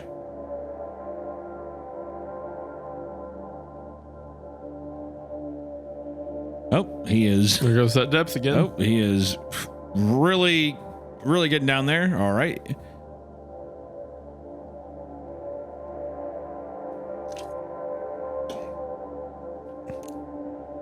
We hope you enjoyed this demonstration of the remote-operated compact tunneler. More information regarding the ROCT can be found in your booklet. That so far was my favorite one. I like that one. Yeah, that's a good one. Yeah. That's a good one. Daddy liked that one. He do like. I enjoy as well. Which I'm going to go ahead and say, I think my favorite in the whole series is Shifting Tin is as good as probably Home Invasion Help, which we'll get to soon. All right, next one, Deep Root Disease. Let's do it. Deep root disease. Deep Root Disease. This idea too of like the infection spreading underground is pretty cool. Yeah. Yeah, down there they like grow new ones, and that's what you saw hatching at the end.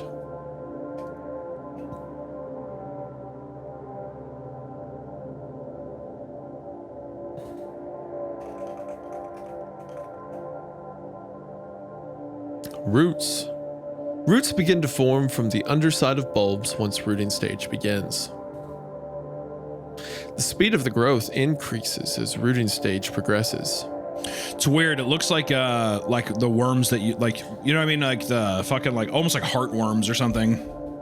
Yeah, yeah. Looks like a nest of things. The roots will continue forming until coming into contact with the bone. Once contact is made, the roots are able to spread freely. Contraction. So this is why in Jack Wilder's guide, it said to rip any foreign bodies out immediately. Right, because they'll just Following start latching on demonstration you. will explain how to... Yes, yeah. Yeah, they'll grow inside of you. This is how you may develop deep root disease. Also, Jack was the name of one of the people who underwent the SIV study when he was asleep and he saw the person sitting at the end of his bed. Typically appearing on any normally exposed part of the body, arms, legs, and neck, bulbs are the first visible sign of deep root disease. Bulbs can range from 2 centimeters to 10 across, meaning the growth may remain unnoticed for any amount of time. For the first few hours of appearance, bulbs feel hollow and may be pressed down with ease. Once rooting stage begins, the bulb will become solid, and those affected may experience pain when pressure is applied to the area. Also, if you'll remember, the area will become inflamed as rooting stage progresses, and small sores may appear around the affected area. As rooting stage reaches its climax, these lumps will begin to form more rapidly. Inflammation then abruptly halts as sprouting begins. So nasty. You know, Diagnosis. you know what kind of fucking reminds me of is like seed ticks. Seed ticks are fucked, man. Yeah. If you believe somebody you know has contracted deep root disease, so all right, diagnosis. For a bulb on exposed skin. For erratic muscle spasms. They're home for unrecognizable smells. Ask if they can recall their mother's name. If they have stopped dreaming. If they have felt new bones. You know, things that people will probably tell you anyway. If 4 or more of these tests describe an individual you know, they have become something else. Proceed with protective safety measures. So one thing to mention, the dreaming thing occurs more and more because there's dreaming there. There's the aluminum dome in the SIV studies that they collect dreams with, they put over your head. And there's also the aluminum dome that they want you to put in the bunker, right? I'm confused by why you wanted to put it in the bunker though. Why do you need to like a little 4-foot bunk, like a dome in your bunker? That's a great question. Is it just the idea of it's like, I mean, unless I'm just jumping the gun, but is it just something where it's like, it's an object or something that's like able to bounce off these waves or something, or like bounce off the signals it's trying to shoot? I don't know. It's just kind of interesting. Well, I mean, there's different theories, but my idea with it is you have the aluminum dome, which like we know from SIV causes you to it picks up brain waves and stuff like that. And then you have a radio next to it that they say causes hallucinations. So perhaps they're set up in that way to further endanger you by letting you speak directly to the iris as a sort of beacon. Who knows? The only like source of information I trust is Jack Wilder, because Jack Wilder actually did give correct information. Don't go towards screaming. And then he was one of the people that underwent a dream study and something was stalking him. And if you'll remember all the way back to the 3rd episode, the artificial intelligence one, the story the computer told was of Jack and Mary, right? Jack jumped over the river, but Mary swam down or got caught flowing down. Drowned, whatever, Yeah. So you have like this idea of Jack getting by, and then he makes a survival guide thing to stay away from them. So he's probably knowledgeable.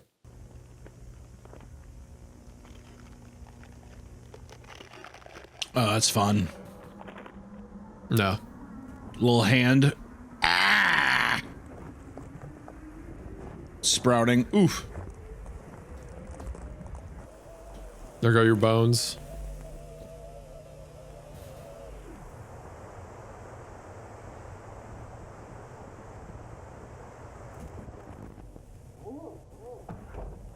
All right. Next up, we have The sprouting and stuff. You know, what I thought was creepy is or just like a weird, gross kind of concept. Like, you never leave potatoes out for too long, sweet potatoes or regular potatoes, and they just start sprouting and growing those things. I always thought that was just such a fucking weird thing. Like, you walk down one day and they're just changed. You're like, ugh, what the fuck? Yeah, they're growing out and they start to like bloom almost off of them. Yeah, it's weird. It's like, even though they're like set away, laying on a counter, they will begin to like, it's like they're morphing. Yeah, yeah.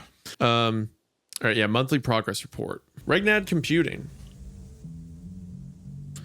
Monthly progress report. Project Infrared. Manager, Duncan Parnell. Organizer, Kennedy Silva. Manager, Alexis Moore.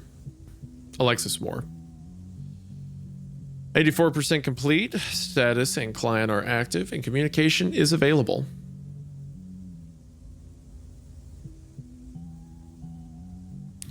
Project description. Study of assisted technological process via artificial computer learning for the following purposes: to predict and prevent future technological failures, to advance in the field of technological discovery, especially computer processing and memory. Computer processing, predictive advancement, failure avoidance, and ACL communication. Developments throughout the month of October have led to a drastic increase in graphical capabilities for Regnad brand personal computers. The above image displays a video game demonstration created to showcase the graphical capabilities possible with recent advancements.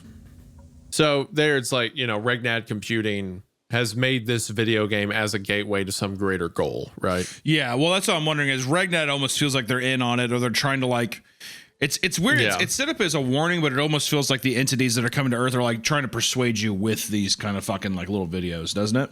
Yeah, there's something behind it. Something's operating it. A total of 15 simulations have been run during the month of October, with each test giving you insight into unprecedented technological advancements.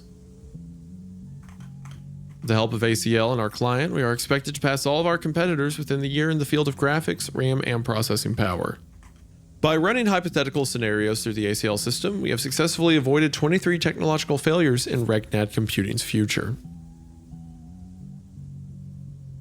This would not have been possible without the support and wisdom from our client, who spearheaded our artificial computer learning projects. ACL Communication. All communications made with our client throughout the month of October have been recorded via the ACL monitor room and will now be showcased in this tape. All systems online. Activating transmitter array.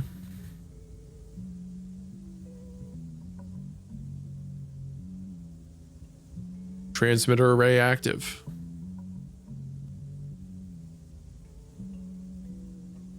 Speaking room online. Huh, that's fun. Entering prompt. Earth. Client ready for speaker. Yeah, it's like the fucking alien is it's already controlled people who are like in charge of these programs, and they're able to like submit and like reprogram people. Yeah. They're communicating through these systems. They're talking back to the iris. receiving iteration. I love the running sprout look. iteration. I'm always such a sucker for these like blood, like these vein, nervous system Yeah. looking sprout type stuff. Mary sees the gateway die. Sleeping ones are eaten whole. The vessel floats into the maw. The jaw unhinges.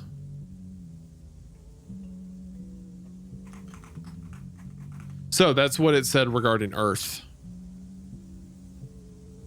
Next prompt, moonlight.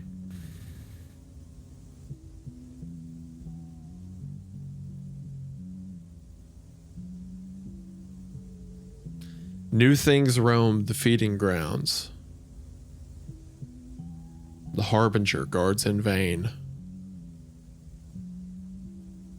Mary hears a creaking sound. The hungry eye is welcomed.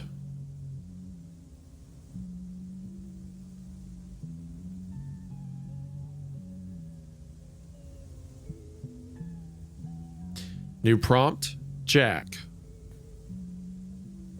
Iteration. Jack is with us now.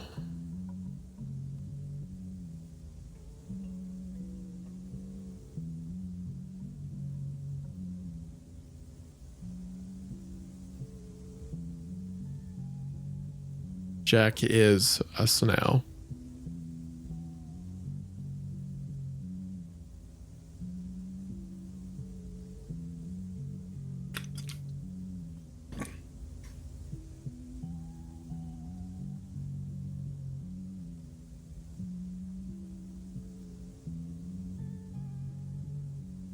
In short, the progress made throughout the month of October has drastically increased our technological capabilities.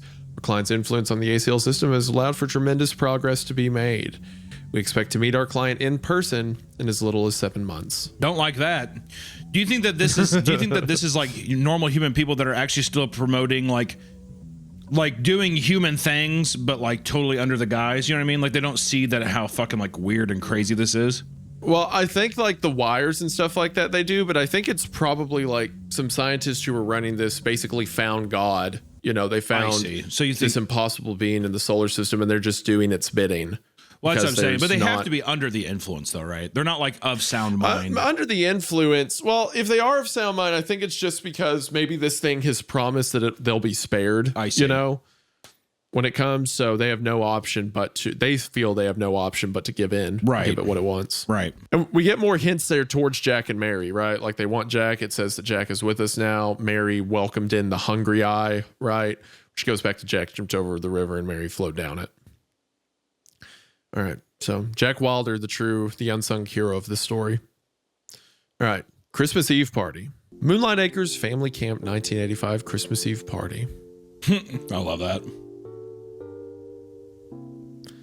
Barry Johnson. I don't know what it is Videography about by Christmas Jack. music. Christmas music is always so fucking creepy, man.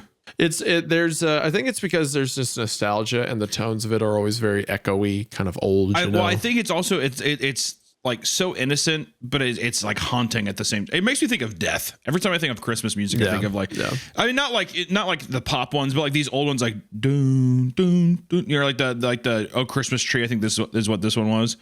It's just whenever it's out music and it's just the instruments, it just feels like some uncanny fucking death sound to me. It feels like a strange. It feels out of place a lot of the time. Yeah. Like something's coming. So here we have coordinator Barry Johnson, photography by Bo Nadler, but the videography is Jack and Mary Dean.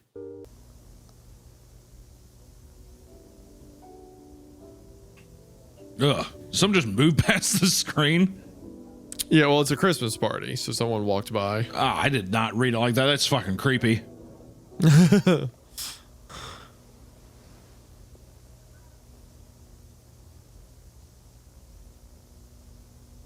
Someone really did try on the snowman.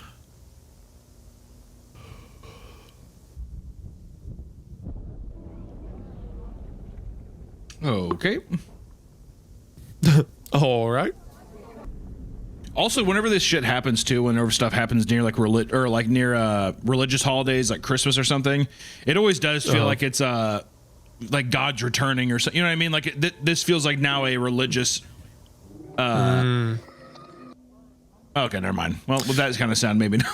Maybe not. All right, maybe that wasn't. I could God. just Maybe see that- people. I could just see maybe people that's something taking this else. and being like, "Oh, it's a second coming," or you know what I mean? Something like that. Yeah, yeah. Especially with the planet coming to the Earth and all that.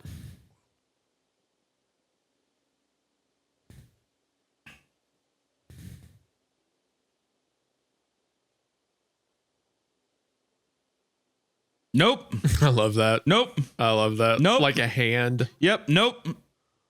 Nope. Not only a hand, a fucking giant hand. It covered the whole fucking roof, Isaiah. Good Lord. Okay. All right. The knocking at Moonlight Acres. Don't answer the door.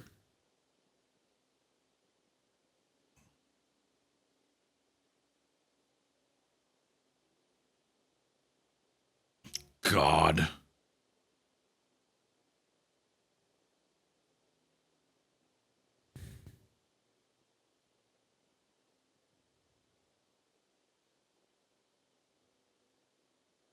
Nope.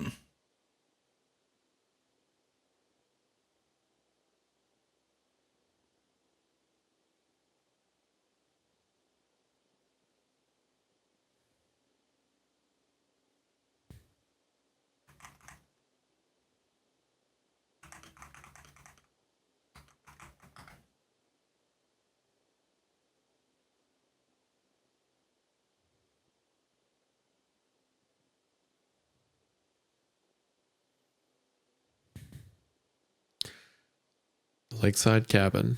Home of celebrations. Yay. Alex Whitler and videographer Jack Dean. I'm guessing those are some of the people too that have been standing outside and screaming. Oh, there's Mary. Yeah. Oh, good. Mary. That's fun. Mary's with us now. The jaw hinges. Yay. That one was Yep. really good. I like that. That was fun. Yeah, that one's killer. And then it'll be, I'm sure someone put it in the description, but I remember in my video that pitch, like the noises you hear is actually speaking slowed down. Yeah, it's saying, Jack, do you hear me? I have become something else. Yeah, that's right. Oh, good. So that's Mary went outside. As it says, Mary opened the door. So Mary goes outside, gets killed, turned into that, and then comes back and kills the rest of the party goers, except Jack. Jack's the one who leapt over the river, which is why he's now making like survival videos and ways to try to stay away from him. All right, next one. My personal favorite, Home Invasion Help.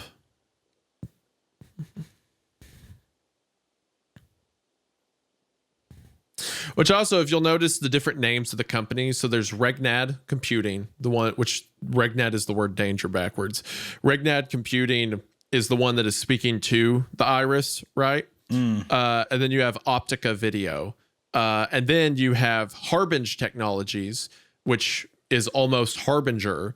And then the Iris told Regnad that the Harbinger guards in vain. So it's like the Harbinger is trying to keep these things at bay. Home Invasion, Help and Safety.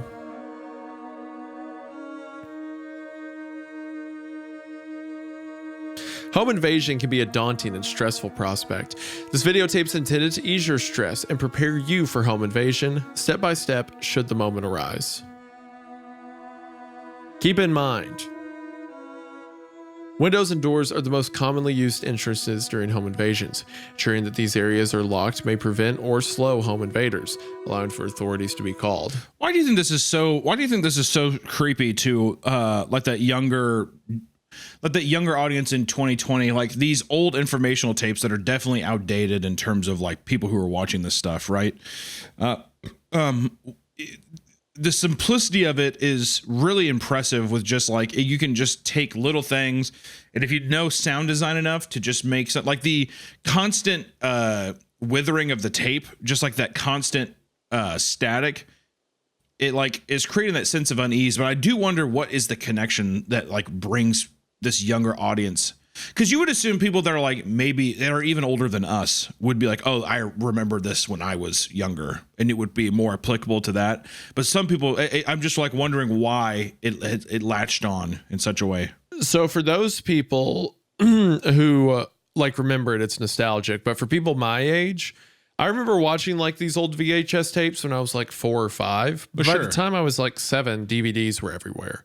So I never really had experience with these kinds of things, but I know they existed. So seeing them recreated is almost alien, right? Yeah. It's almost like another time. It's like it's a world I never really interacted with, but I know is out there. And now I'm seeing it tell me terrifying stories. So both the format and the thing in it are so strange. That's an interesting perspective. Because yeah, you can look at it and be like, you barely dabbled in it. You dabbled in it just enough to know that it existed, but you never actually like consumed any of that media in a way that was like a lot of people that are younger, well, especially younger now, will never know what it's like having VHS on movies, like actually before DVDs and stuff.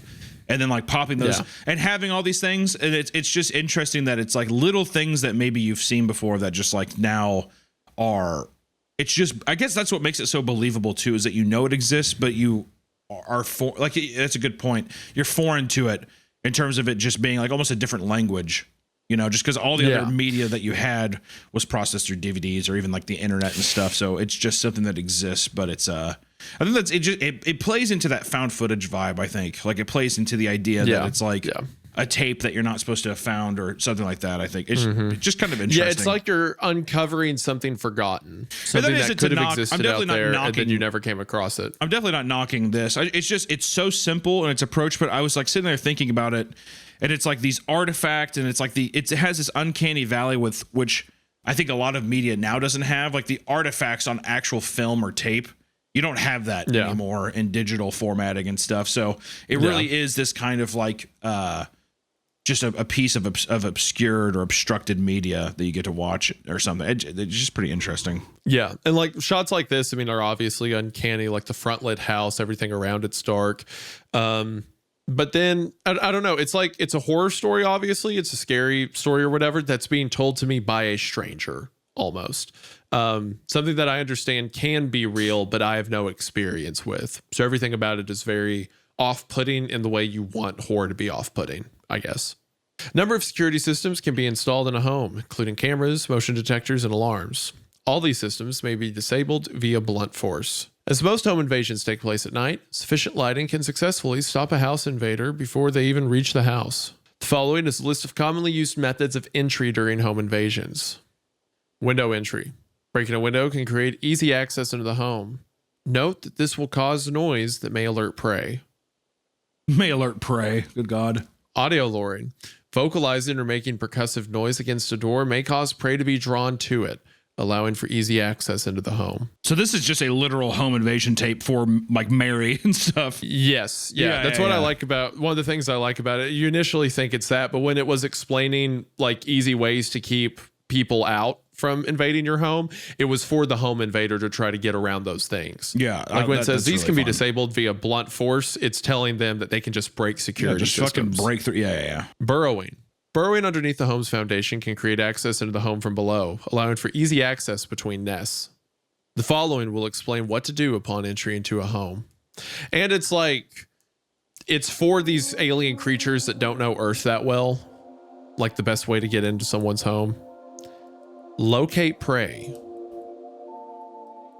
Incapacitate prey. It's pretty cool if that's like what their vision looks like. Yeah. Enter prey via proboscis.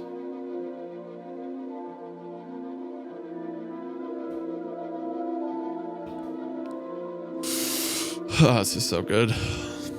I just love how familiar it feels to Marble Hornets of like just taking whatever's around you, going outside at night with a flashlight and just making something creepy. Yeah.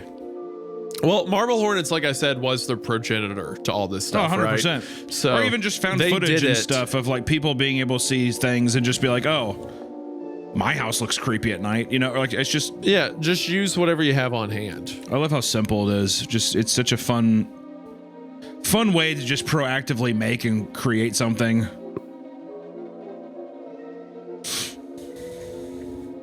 kind of like what we were talking about back when you just started a YouTube channel that just like want to make things. Yeah, or just like it's just involved, which by this time I'm sure the Gemini guy had a fan base and he's like, you know, now there's a continued story, but still it's just the idea of like, I like the idea of just limitation breeds creativity, man, I'm telling you. Yeah.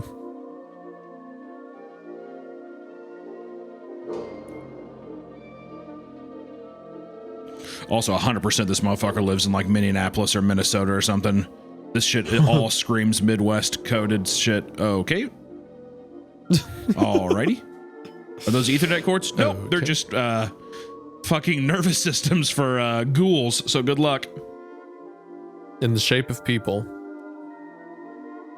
Yeah, it reminds me, this has similarities to like Invasion of the Body Snatchers almost. Yeah. Yeah. Very, very similar. How fun is that? I like how that's also just a still, and he's just using like probably like a digital program to do an artificial light. Someone probably drew that or a 3D thing of that. That looks great.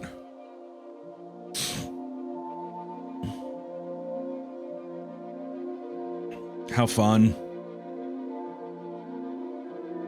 God damn, these kids are talented, man. Yeah. Don't look at me, I.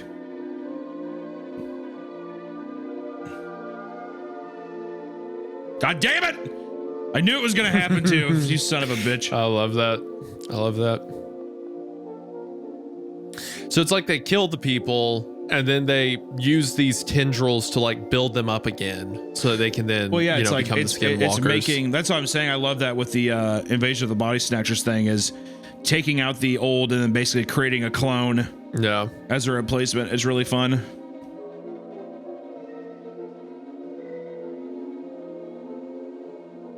Oh, oh, oh, oh. Found you. Yeah, tag, you're it. I love that one. That's so good. I love it. What a good series, man. All right, next one. Crusader Probe Mission. So Home Invasion one, you're saying that one was your favorite, right? Home Invasion. Yeah, I just love the tendril guy with the eye looking. I think it's so well done. Geneva Production Company.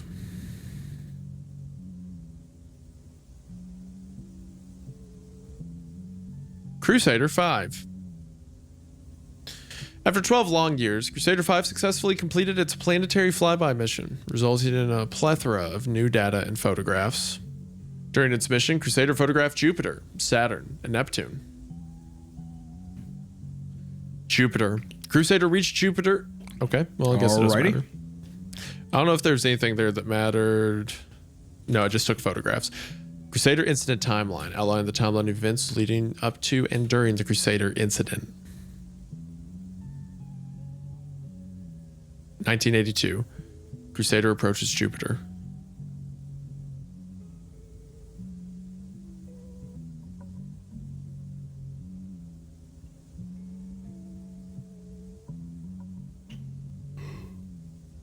Callisto, the moon of Jupiter. Europa, moon of Jupiter. Io. I bet Jupiter smells like shit. Oh, I'm sure. December 1985, Crusader approaches Saturn.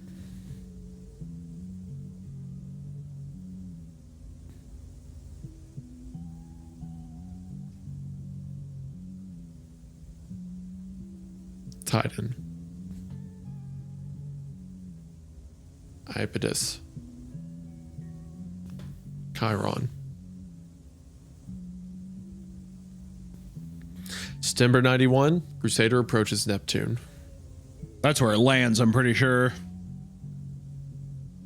Do we see anything there for those few frames? I didn't see anything. Saturn has 79 moves, each with their own unique characteristics. During its mission, Crusader photographed 2 of these moons. Okay.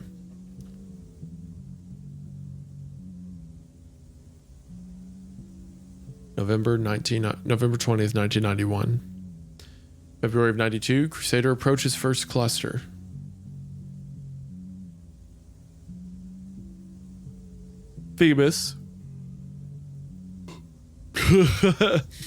Hestia, sick. moon of Jupiter. Calgia, moon of Uranus.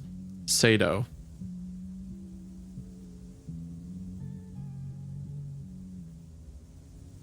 (1992) Crusader approaches.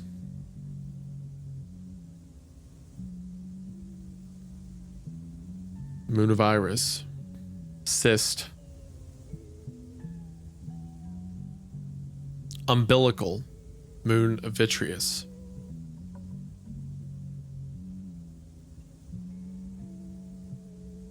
Eucus, moon of Iris.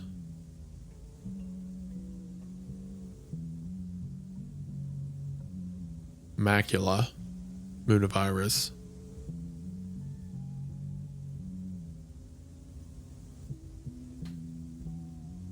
Vitreous, moon of Iris.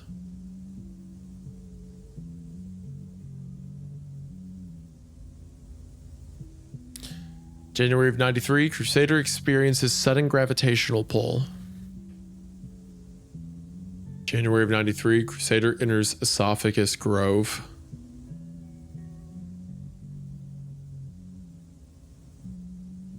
Sausage Grove.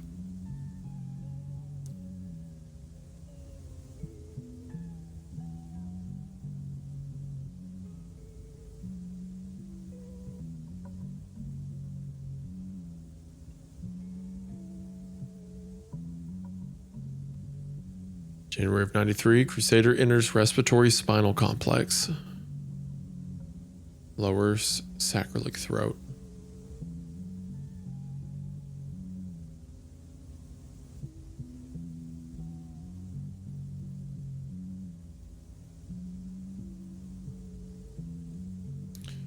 Can you imagine getting these fucking photos? Dude, it's like, all right, we better get religious or kill ourselves really quick. February of 93.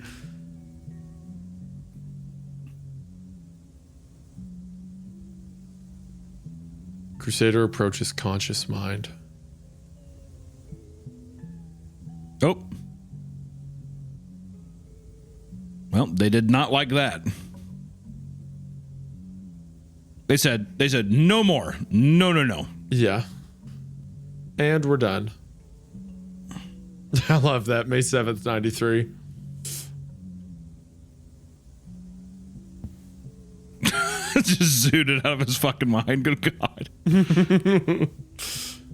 October 93. That guy kind of looked like me, too. I was going to say, it kind of looks like you just... Just ripped apart. Crusader signal lost for 7 months.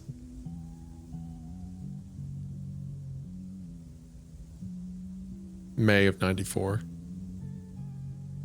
Crusader approaches Earth.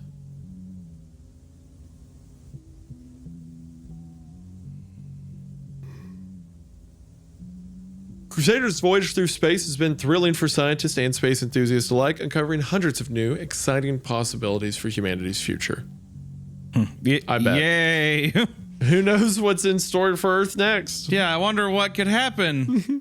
I also like the implication that it basically like rewired or stole the Crusader drone and then sent that back to Earth as its vessel. What's interesting too is this next one. So that was the last that had the normal Gemini home entertainment thumbnails, and then the shifting tendons is the first one that's like they started doing it differently. Yeah, I think if I remember right, I think that's when channel surfing is just a general point.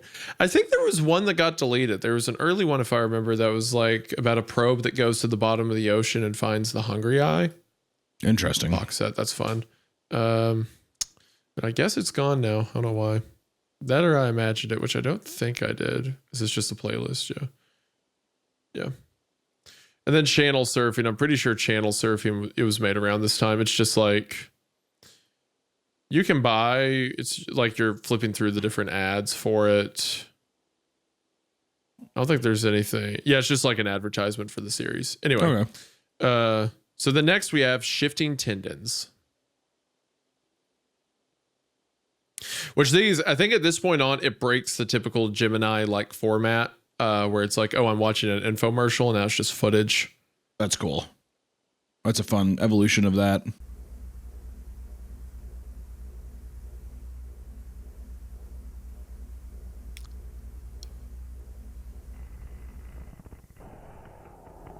Sleep image for Barry Johnson. He was the he was asleep for 4 minutes.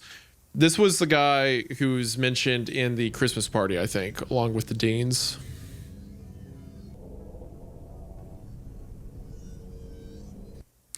Well, that's terrifying. Didn't like that. No. Holding room design. Yeah, see, there's the little dome again. What the fuck? Yep. Oh, interesting. It's like a box inside of a box there. Barry Johnson, assistant activity supervisor. Levi Jacobs. My boy head of Levi security. Jacobs is keeping Barry at bay. Metal door with feeding slot. Oh, okay. Escape hatch. Keep in mind, they're calling it a holding room. July 16th, 91. 6 days into self-quarantine. Oh, so this is like a self quarantine kind of thing. Yeah.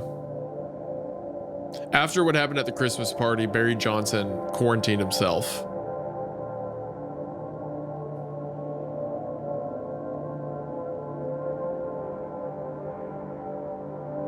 Angel, Earth Angel, will you be mine?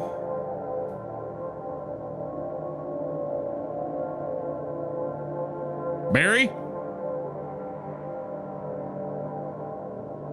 Earth Angel's such a good theme for this series, too. I know. I was gonna say that's a fun choice for music there. Oh. Uh-oh. Looks like old Barry got deep root disease. Yeah, looks like when Mary looks like showed up to the Barry- party. Barry's got a case of the consumption August 6th, 91.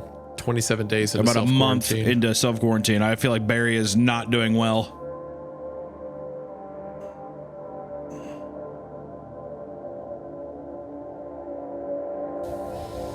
God damn, they can't even turn a light on for the boy. Barry?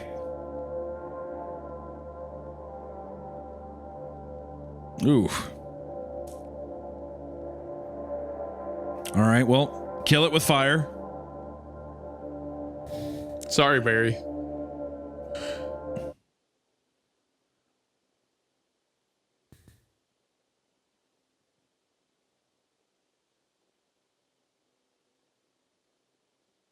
Yeah.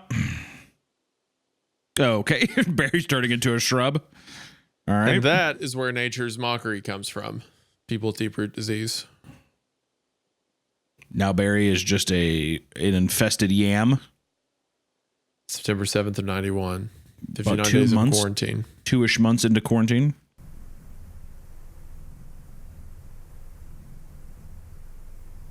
Staff prepared to enter holding room following estimated incubation time. Staff are equipped with protective suits to avoid contact with deep root growths.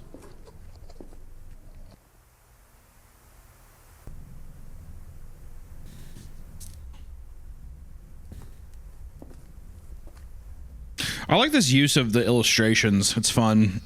Or if this is Yeah. 3D, just like these assets are fun. God damn, Barry is split open. Holy hell. Yeah, Barry's just a fungus now. An interview is performed to assess Barry Johnson's psychological state. What? They're going to talk to him right now? Hey. Uh-oh. Oh, Barry. Oh, Barry. Oh, Barry Johnson.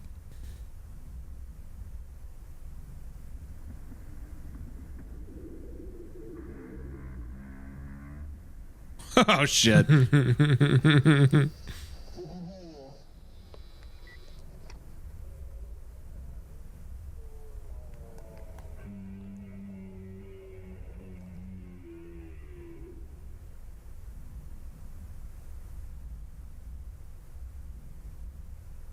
What?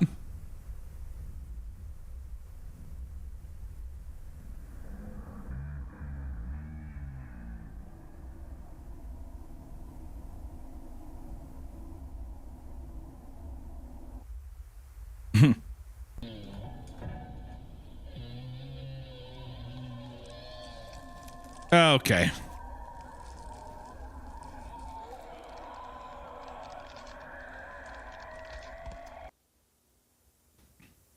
The interior of Barry Johnson is discovered to be occupied. If I was Camp staff initiate protective safety measures. If I was one of the camp people, I would. If he's like, "We can hear you," I'd be like, "What?" I'd pretend like you can't hear him. Huh? Huh? I'm sorry, I didn't catch that. Can you repeat that again? What did you say that was? One more time, please. Thank you. As you're like backing up to the to the ladder. All right, Barry. Yeah, just one more, please. Thank you. We'll try checking on you later. I can't hear you. I think you're kind of just speaking mumbo jumbo. It'd be funny too if he was like, Are you serious? Can you seriously not hear me? Oh, let me try louder. Following segment utilized a live feed of Lake Mountebank in Canada during its broadcast, approximately 25 minutes before first attack. Tonight, mostly cloudy, lows around 25, light snow around 12, with brief harsh winds throughout the night. Christmas Eve. Christmas Eve of 85, so the same time as the party. okay. All right. Well, that's not good. I think the implication is that was one of the wood crawlers falling to earth. Yeah. Well, I'm wondering if the thing that fell to earth and then that's the thing that fucking attacked the house or something. Yeah, I think that's the implication. Yeah. So this is, you remember how they said back in the 30s, the camp The owners gentleman made a deal with the men in the suits? Yeah. So May 3rd, 1946. Curtis, come down to the camp this weekend. Fulton and I have devised a plan on how we can continue to uphold the deal without giving in to these beings' abhorrent demands. Richards has seen a bear lurking near the boys' cabins. We will go out and shoot it. If the statue wants a sacrifice, it will have to settle for this. I'll be a pawn no longer. Okay. Curtis, I tell you this with complete certainty. If I could do it over again, I would never have made that deal. Glenn Arthur. Yeah, Glenn, you probably fucking made a deal with the space devil, you dumbass. To sacrifice campers to them. May unknown 46. Wretched hands tap my window. A stranger's fangs scrape the walls. What a fun journal entry. Thanks, dude. Also, it's the 40s. Right thigh. Right thigh. That's a big old thigh on Mary. God damn. It's a thickum. Nick Region, underside.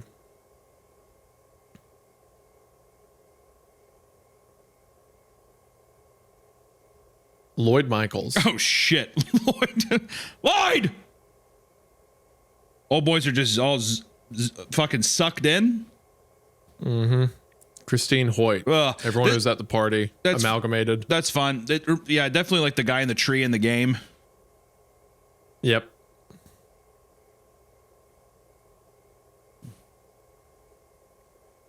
Darcy Ogden.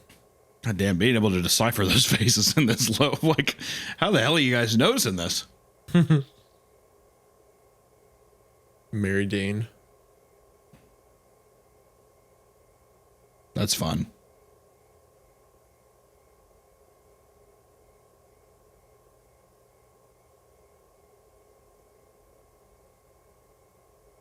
Glenn Arthur.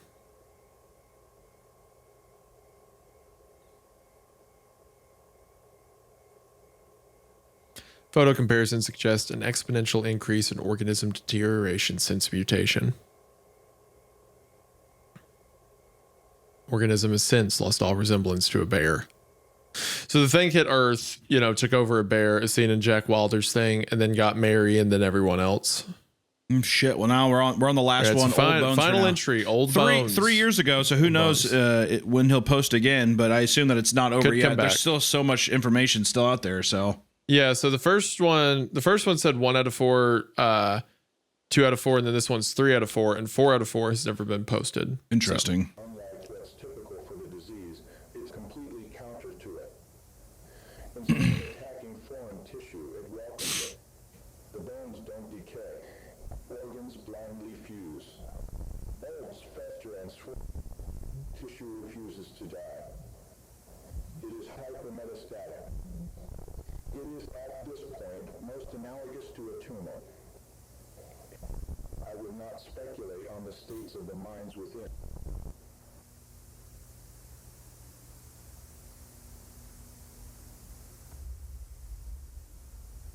Selected excerpts from the Journal of Glenn A. Arthur. So the guy who did the deal back in the 30s. May 13th, 1935. I have seen a vision. Oh, it's fun. So he was correct about the about Neptune iris shooting taking that off. shit out. Yeah. Yeah.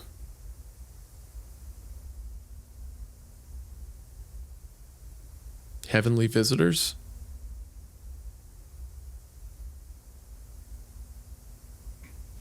May 15th. Angels visited me while I slept.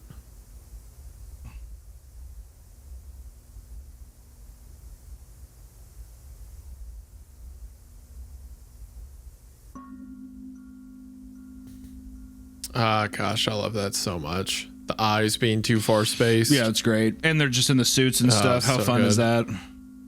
What a great take on man. aliens and stuff, too. Yeah.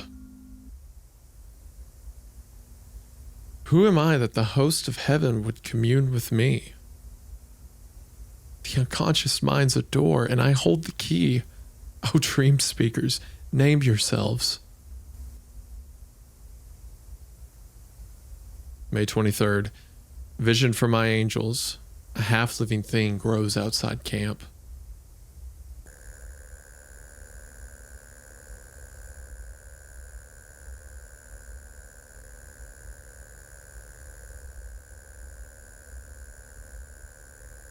A statue carved in their likeness, arms reaching out like a child's.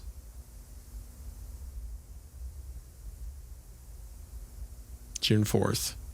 I've been offered a new covenant. See, I love that too, because like in the Bible, the covenants were the things like the covenant with Abraham, the covenant with David, like these different points where God makes a promise with humanity that he maintains, the covenant to Noah or whatever. And now he thinks that he is now the next prophet. He's been given another covenant by these visitors. May 1941. Deal is sealed.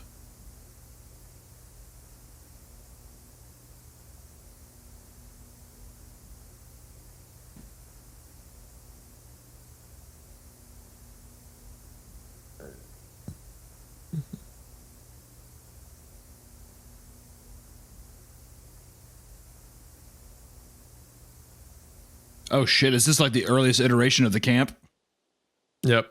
That's cool. The statue made in its likeness. How they reach up. That's what they were making sacrifices to. Yeah. May of 46, the deal is broken. Which coincides with that letter we read in the last one. He's like, I'm done being a pawn. Yeah. You thought it was God, but it's not. So they kill a bear, and for the first time sacrifice a bear instead of a person.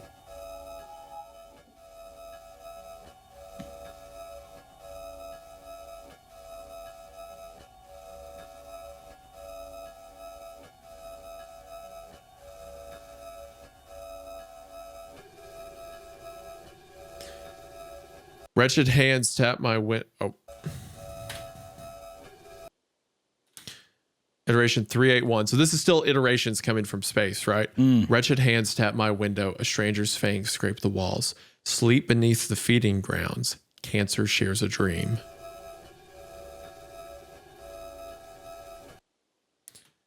Jack heard it again. There's a voice from space. Jack, do you see me? I've become something else.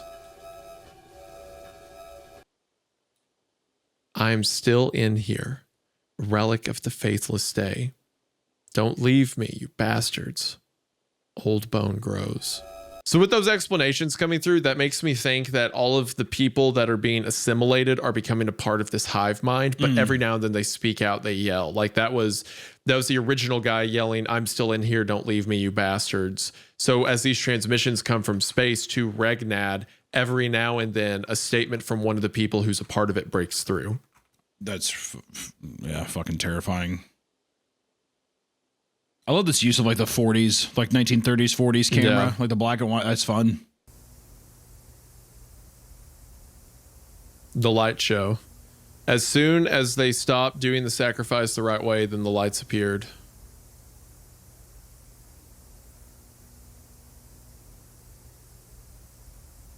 Oh, that's fun. Man, that's so good. Look at that. That's so good. Ugh. It's so cool to see the artist grow too. You know what I mean? Yeah. How fun is that? Best visual so far in the series. How fun is that? I love that. There it is. Gemini Home Entertainment. So far, that's all we got. Man, still so much. It's cool seeing the visuals just get, I mean, like, I don't know, just really coming into his own. Yeah, Remy Abodi, what a G. Hopefully he makes some more stuff soon. Yeah, he did a bunch of these, which he started his own channel, which I'll pull up in a second. But he did a bunch of these graphs that he was posting at the same time that gives more lore about like Gemini announces delays following controversy, and then like private letters written from people and stuff like that. So I mean, there was so much lore to it. And like I said, he built a whole game. Like you can play Lethal Omen. The question. He made his own channel and then started doing some posts from it. Hold on. What was your question? Whenever people, because sometimes I feel like looking at some of these creators, they take big breaks in between. And I don't know how much of it is them just being like, is it taking this long, or do people start falling out of love with certain projects? Like whenever these things are so ambiguous and large scale, do you think it tends to have the creators kind of box themselves in a bit creatively?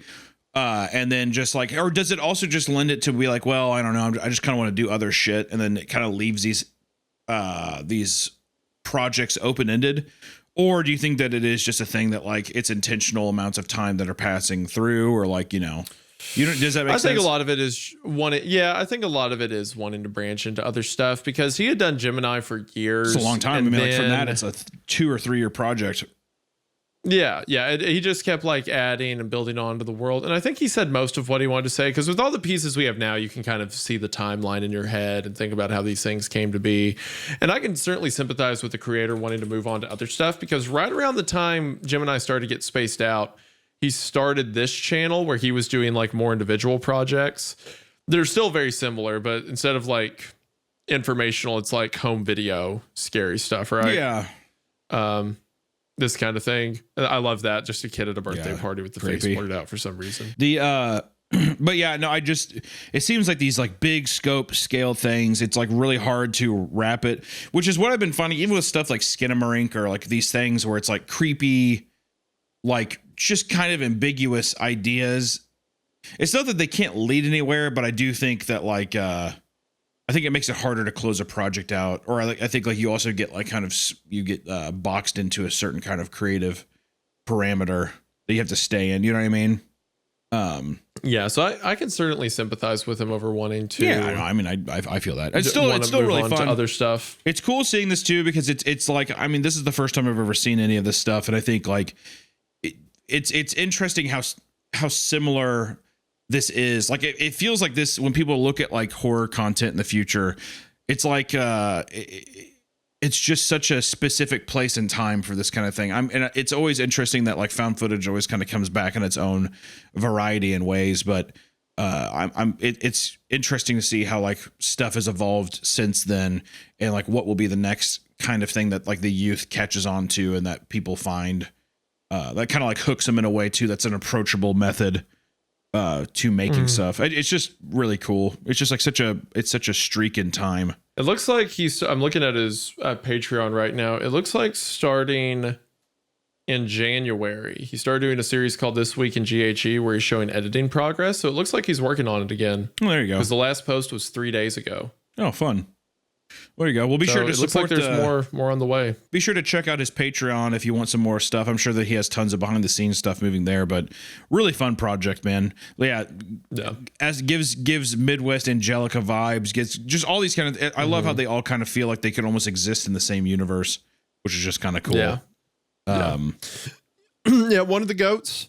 It'd be cool to see a project. To check it out again. There's going to be projects in the future, I feel like, that are all from like cell phone recordings or something. There's going to be something that has to do with like, oh, absolutely, the way kids do approach cell phones and stuff. And I could even see people like buying old like iPhones and using those instead of camcorders, like just the audio, like the visual quality being a little less than super HD, but still pretty good. I can see people doing that too. Yeah, I think too. Like, and as analog horror goes on, it's getting more and more abstract. Like, you've got guys like this, like Dr. Nowhere, who a lot of their stuff is really weird, strange visuals and drawings, and I mean, you can see looking at this. I feel like a lot of these people are inspired by like weird things. Definitely like David Lynch and that kind of stuff. Or I look at that stuff, like the thing that you just hovered over, that just feels like David Firth a lot too. Like those old it's kind very, of very David Firth. There's this one he did, the Boiled One Phenomenon. That's his most popular, where it's like this guy